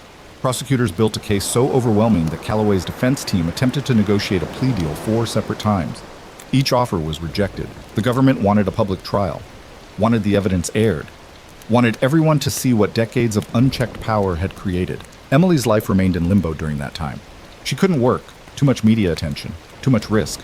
She stayed in protective custody, moving between safe locations, always watching, always waiting. Daniel healed slowly. His physical injuries mended, but the emotional scars ran deeper. He started therapy, started attending veteran support groups, started rebuilding the life that had been nearly destroyed. Angela went back to her regular duties, but visited whenever she could, bringing news from the outside world, reminding Emily that there was still a world worth fighting for. Kara disappeared after the arrest, the way people like her always did. But she left a phone number with instructions to call if Emily ever needed help. Emily kept it, knowing she probably would never use it, grateful it existed anyway. The trial began on a cold Monday in February. The courthouse was surrounded by protesters, some supporting Emily, others defending Calloway, claiming he was being railroaded by a corrupt system. The irony wasn't lost on anyone. Emily testified on day 12. She walked into that courtroom with 200 veterans in the gallery, all in uniform, sitting in absolute silence. A show of solidarity that made the defense attorneys visibly nervous. The prosecutor, a woman named Rachel Kim, who'd made her career taking down organized crime, walked Emily through her testimony with surgical precision. Ms. Carter, can you describe what happened on the evening of March 15th at Maggie's diner? Emily did. Every detail. The Marine being tripped, the laughter, her intervention, the controlled use of force, the arrest that followed. And what happened after your arrest? I was released. Then Mr. Harrington filed a civil suit. Then federal charges were manufactured. Then I was threatened. Then people tried to kill me. Who ordered those attempts on your life? Robert Harrington initially, then Marcus Calloway when Harrington was arrested. The defense attorney, a silver-haired man named Gregory Stone, who charged $1,000 an hour, stood for cross-examination. Ms. Carter, you claim you were defending someone, but you have extensive military training, don't you? I was a combat medic, yes, and you were trained in hand-to-hand combat. Basic defensive tactics, same as military police, but more than the average person. Yes. So when you engaged those young men, you had a significant advantage. I had training. They had numbers and aggression. Stone's smile was patronizing. Come now, Ms. Carter. You're a soldier. These were college students. Wasn't the response disproportionate? Emily met his eyes. No. No. They attacked a disabled veteran. I stopped them using the minimum force necessary. No one was seriously injured. No one required hospitalization. If I'd wanted to hurt them, I could have. I didn't. Stone tried a different angle. You've become quite famous from this incident, haven't you? Book deals, speaking engagements, media attention. I've turned down every offer. Why? Because I didn't do this for attention. I did it because it was right. Convenient answer. Rachel Kim stood. Objection. Counsel is testifying. Sustained, the judge said. Mr. Stone, ask questions. Stone shifted gears. Ms. Carter, you've claimed my client, Marcus Calloway, ordered attempts on your life. Do you have any direct evidence of that? I have threats, recordings, financial transfers, all provided by anonymous sources and federal agents, nothing you witnessed personally. I witnessed the attempts on my life. I witnessed the attacks. Someone ordered those. The evidence shows it was your client. The evidence shows financial transactions. Hardly proof of intent to murder. Rachel Kim stood again. Your Honor, the witness isn't here to interpret evidence. That's for the jury. Sustained. Mr. Stone, move on or sit down. Stone sat down, but he'd made his point. The defense strategy was clear. Acknowledge the crimes, but distance Calloway from direct involvement. Claim he'd been betrayed by subordinates. That he'd been unaware of what was happening in his name. It was a thin defense. But with enough money, thin defenses had worked before. The prosecution spent the next 3 weeks systematically destroying that strategy. They brought Sarah Winters to the stand. She testified for 2 full days, walking through years of crimes she'd documented. Emails Calloway had written personally, phone calls she'd overheard, instructions he'd given directly. Did Mr. Calloway ever express concern about Emily Carter? Kim asked. Yes, he called her a threat, said she needed to be neutralized. Neutralized how? He didn't specify initially, but after she refused settlement offers, he became more direct. He told Mr. Briggs, his head of security, to handle it permanently. What did you understand that to mean? That he wanted her killed. The defense tried to discredit Sarah, claimed she was a disgruntled employee seeking revenge, but her documentation was too extensive, too detailed, too damning. They brought financial experts who traced money from Calloway's accounts through shell companies to the contractors who'd attacked Emily. The paper trail was complex but clear. They brought the contractors themselves, the ones who'd survived and cut deals. They testified that they'd been hired through intermediaries, but understood the ultimate client was Calloway. That the target was Emily Carter. That the payment was substantial and the instructions were explicit. The defense tried to argue the contractors were lying to reduce their own sentences, but there were too many of them. Too many independent sources saying the same thing. On day 28, the prosecution rested. The defense case lasted 4 days. Character witnesses praising Calloway's philanthropy. Business associates swearing to his integrity. Experts claiming the evidence was circumstantial. It rang hollow against weeks of documentation showing exactly who Marcus Calloway was. Closing arguments happened on a Friday. Rachel Kim stood before the jury and spoke for 90 minutes, walking through every piece of evidence, every witness, every link in the chain connecting Calloway to decades of crime. "This case is about power," she said, "about what happens when someone accumulates so much of it that they believe they're above the law." Marcus Calloway built an empire on the assumption that money could buy anything: politicians, judges, silence, even murder. She pointed at Emily sitting in the gallery. But he couldn't buy Emily Carter. He tried. He offered money. He offered threats. He offered violence. And she refused every single time. Not because she's special, not because she's fearless, but because she understood something fundamental. If we allow power to operate without accountability, we all lose. Kim walked along the jury box, making eye contact with each member. "You've heard the evidence? You've seen the documents? You've listened to the witnesses? The defense wants you to believe this is all coincidence. That Marcus Calloway somehow didn't know what was happening in his own organization. That he's a victim of overzealous subordinates." She paused. "But you're not children. You're adults who understand how the world works. And you know that empires like this don't run without the person at the top knowing exactly what's happening." Another pause. Emily Carter stood up to this empire. She fought it alone until others found the courage to join her. She survived attempts on her life. She endured character assassination. She lost her job, her safety, her peace, all because she refused to accept that some people are too powerful to face consequences. Kim's voice rose. "You have the power to prove her right. You have the power to show that in this country, no one, no matter how wealthy, no matter how connected, is above the law. Don't let Marcus Calloway walk away from this. Hold him accountable. Deliver justice." She sat down. The defense's closing was professional but desperate. Gregory Stone did his best to create reasonable doubt, to argue that the prosecution's case relied too heavily on circumstantial evidence and testimony from criminals seeking deals. But he was fighting uphill against an avalanche of facts. The jury deliberated for 6 hours.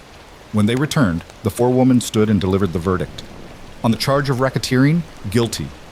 Emily felt Angela grab her hand. On the charge of murder conspiracy, guilty. Daniel, sitting beside them, closed his eyes. On the charge of bribery, guilty. Count after count, 23 in total, guilty on every single one.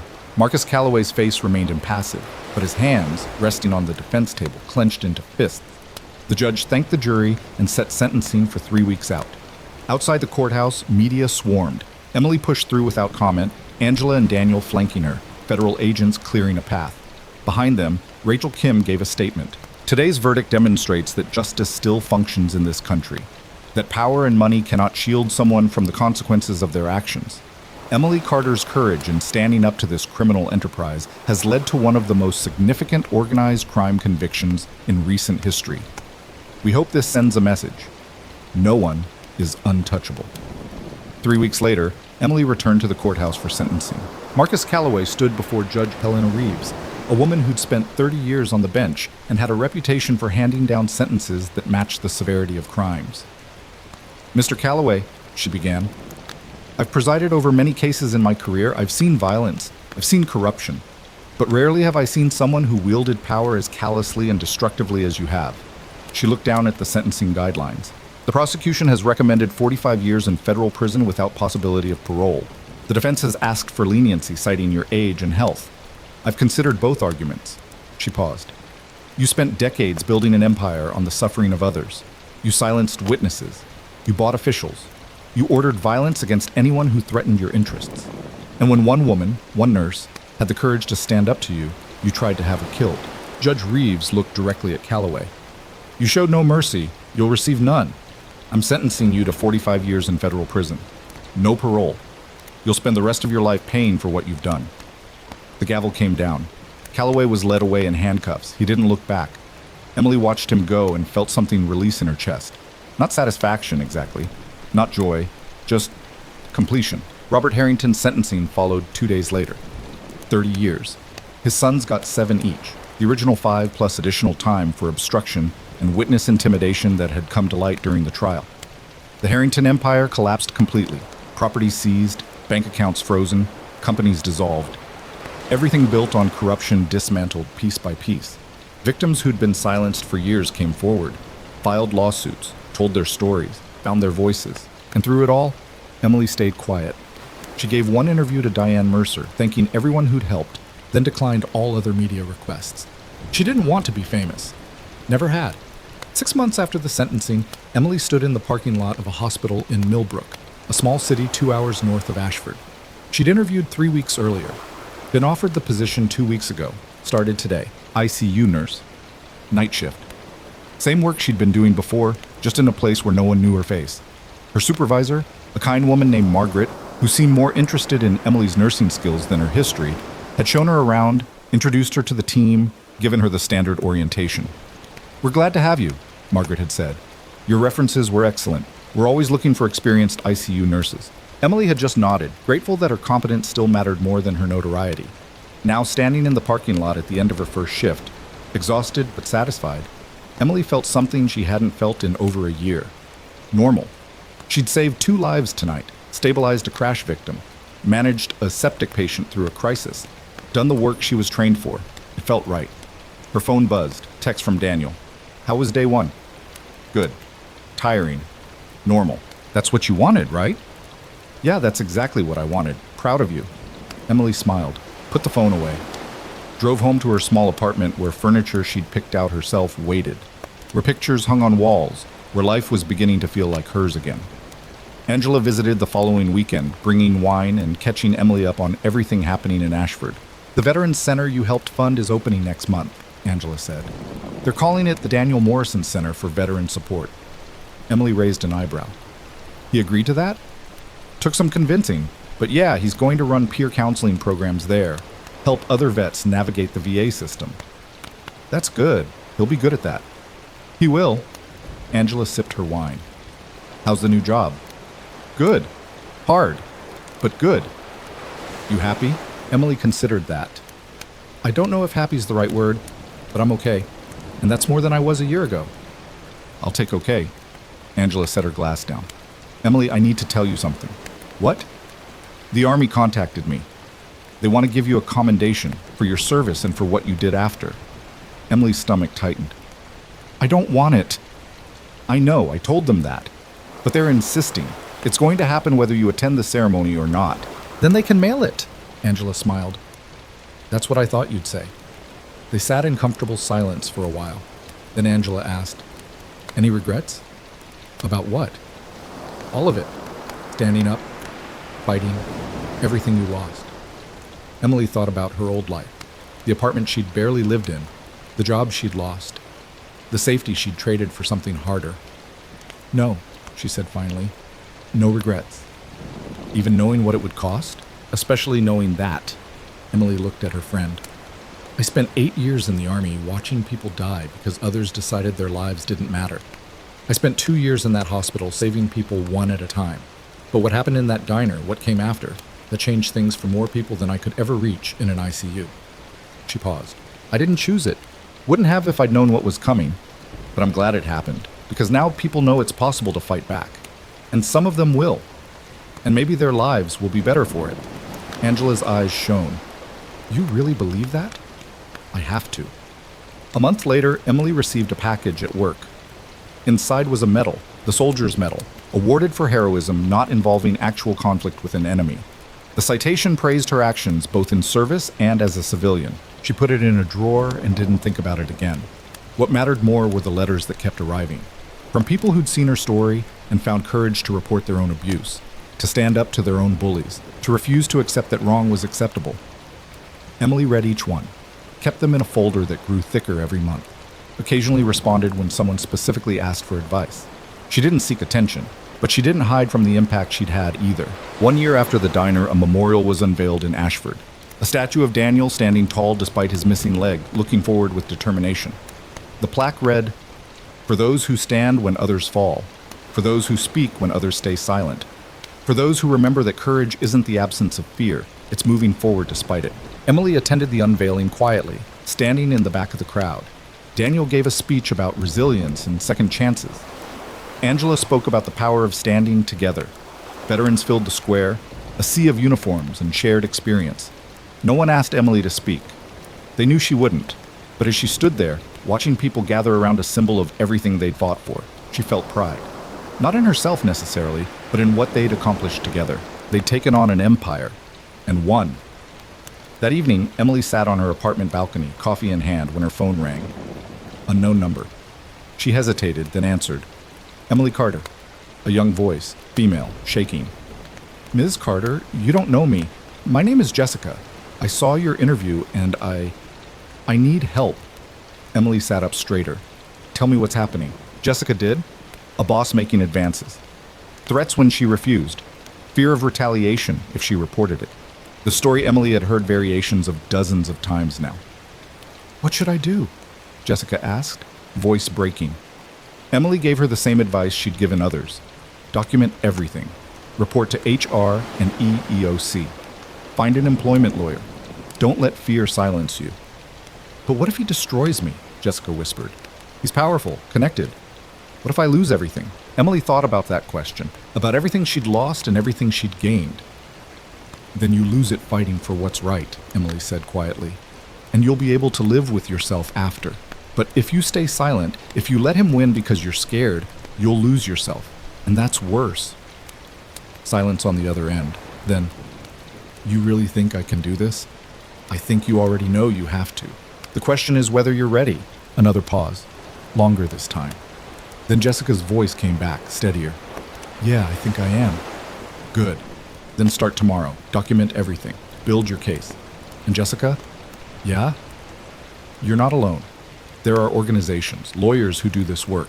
People who've been where you are. Reach out. Let them help. Okay, thank you. Thank you so much. Jessica hung up. Emily sat there for a long time, looking out at the city lights, thinking about all the Jessicas out there. All the people facing their own battles. All the moments where someone had to choose between safety and dignity. She'd thought her fight was over, that she could go back to being invisible. But she was beginning to understand that what had happened in that diner had started something that couldn't be stopped. A ripple that kept spreading, touching people she'd never meet, inspiring choices she'd never witness. She couldn't undo that. Wouldn't want to even if she could. So she'd keep answering calls when they came, keep offering advice when asked, keep being proof that ordinary people could do extraordinary things when pushed far enough. Not because she was special, but because someone had to. 3 months later, Emily was working a night shift when a woman was brought into the ICU. Severe injuries from a car accident. Critical condition. Emily worked on her for 2 hours, stabilized her, kept her alive through multiple crises. It was close, closer than Emily liked, but the woman survived. The next morning, as Emily was finishing her charting, a man appeared in the ICU, mid-50s, exhausted, grateful. Are you Emily Carter? He asked. Yes. You saved my wife's life last night. I did my job. No. He stepped closer. You did more than that. The other nurses told me, said you wouldn't give up, that you fought for her when it looked hopeless. Emily didn't know what to say to that. The man's eyes filled. 3 years ago, you stood up to some bullies in a diner. I saw the video, read about what happened after, and I thought, if she can fight that hard for a stranger, maybe the world isn't as broken as I thought. He paused. My wife and I were going through hell, financial problems, health issues. I was ready to give up on everything, but your story made me think maybe we could fight through it. So we did. We're not out of the woods yet, but we're still here. Still trying. His voice cracked. And now you've saved her life again. I don't know how to thank you for that. Emily's throat was tight. Take care of her, that's enough. The man nodded, unable to speak, and walked back to his wife's room. Emily stood there for a moment, feeling the weight of it, of how one choice in a diner had rippled out into the world in ways she'd never imagined. She'd saved that woman's life because it was her job, but she'd had the chance to try because she'd survived everything that came after standing up in that diner. It all connected. All mattered. 6 months later, Emily received a letter from Sarah Winters, Calloway's former assistant. She'd relocated under a new identity, started a new life, found work helping other whistleblowers navigate the process of coming forward. Dear Emily, I wanted you to know that I'm okay. More than okay, actually. For the first time in years, I feel like I can breathe. I've been working with a nonprofit that helps people report corporate crime. We provide legal support, emotional counseling, practical advice. I've helped 12 people come forward in the last 6 months. Every single one of them mentioned your name. Said if you could do it, so could they. You changed more than you know. You gave people permission to be brave, including me. Thank you for that. Thank you for everything. Sarah. Emily folded the letter carefully and added it to the folder with the others. The folder was getting heavy now. Dozens of letters from people she'd never met, telling her how her story had changed their lives. She didn't keep them out of ego. She kept them as a reminder that the fight had been worth it, that pain could serve a purpose, that one person standing up could inspire countless others. 2 years after the diner incident, Emily was offered a position as Director of Emergency Services at Millbrook Medical.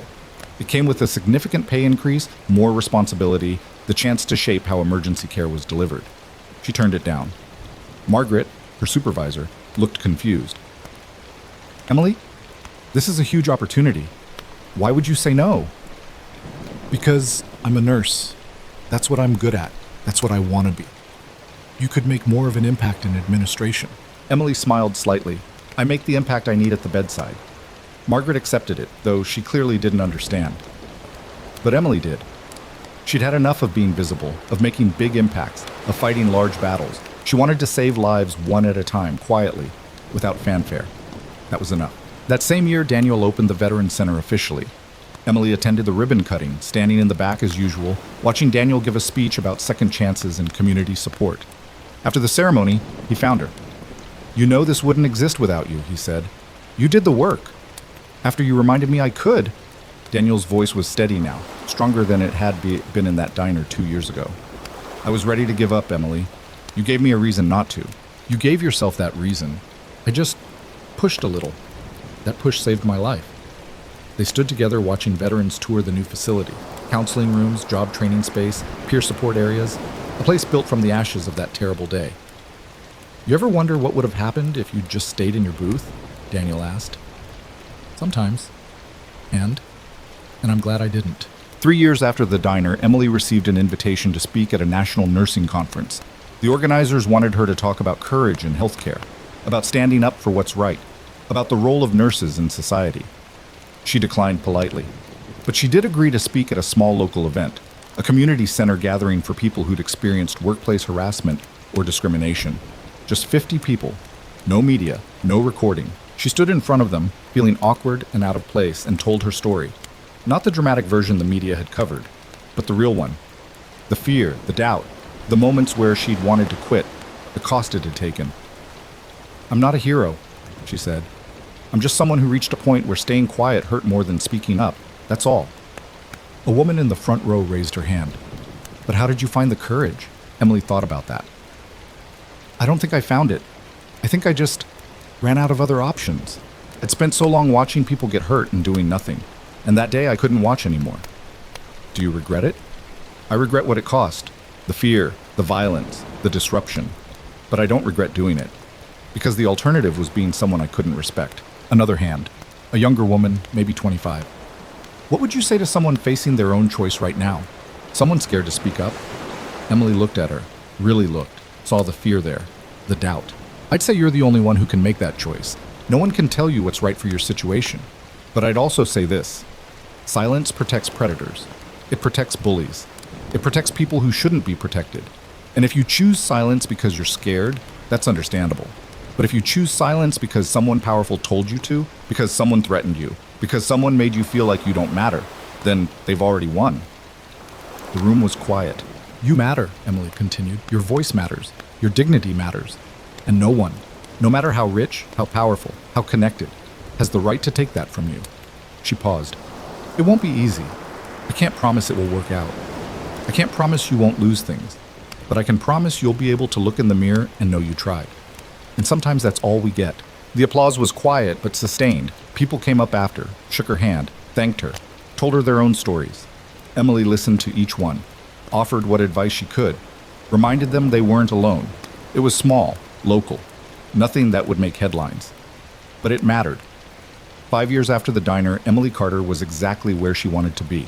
She worked night shifts in the ICU, saved lives, went home to her quiet apartment, had coffee with Angela every few weeks, talked to Daniel regularly, lived a life that was ordinary and purposeful and hers. The media had moved on. The headlines had faded. Most people had forgotten the story of the nurse who'd taken down a criminal empire. Emily preferred it that way. But sometimes, not often, but sometimes, her phone would ring. Unknown number, someone scared, someone desperate, someone who'd heard her story and needed to know if standing up was possible. And Emily would answer. She'd listen. She'd advise. She'd remind them that they had power even when they felt powerless, because that's what she'd learned in that diner 5 years ago. Power didn't come from money or position. It came from deciding you mattered enough to fight for yourself and others. It came from refusing to look away. It came from standing up even when you were terrified. And once you understood that, really understood it, no one could take it from you. Emily finished her shift one night, walked to her car, and found a note tucked under the windshield wiper. "Thank you for showing me it was possible. I reported my boss today. I'm scared, but I did it. Because of you." A grateful stranger. Emily folded the note carefully, put it in her pocket, drove home. She'd never know who left it, would never know how their story ended. But she knew they'd tried, and that was everything. The city light spread out before her. Millions of lives, millions of choices. Some people would choose courage, some would choose safety, some would choose silence. Emily couldn't control that, but she could control her own choices. And she'd chosen, over and over, to stand up. Not because she was fearless, but because she'd learned that courage wasn't the absence of fear, it was moving forward despite it. One person, one moment, one choice. That's all it took to change everything. Emily Carter had learned that lesson in a diner 5 years ago, and she carried it with her every single day. Not as a burden, but as a reminder that ordinary people could do extraordinary things, that one voice could matter, that standing up, even when you were terrified, even when you were alone, even when the odds were impossible, could change the world. She'd proven it, and now, every day, in small ways and large, others were proving it too. The fight wasn't over. It never would be. There would always be bullies, always be people who thought power meant they could hurt others without consequence. But there would also always be people who refused to accept that. People like Emily, people like Daniel, people like Sarah, people whose names would never make headlines, but who stood up anyway. And together, one choice at a time, they were building a world where courage mattered more than power, where justice was possible, where one person could make a difference. Emily drove home through the quiet streets, exhausted but at peace. She'd saved 3 lives tonight. Tomorrow she'd save more. That was her purpose, her contribution, her way of standing up. It was enough. It had always been enough. And she would keep doing it, day after day, for as long as she could. Because in the end, that's what mattered. Not the headlines or the recognition or the glory. Just showing up, doing the work, refusing to look away. One person at a time, one life at a time, one choice at a time. That was how you changed the world. Emily Carter had learned that lesson the hard way, but she'd learned it well, and she would never forget it.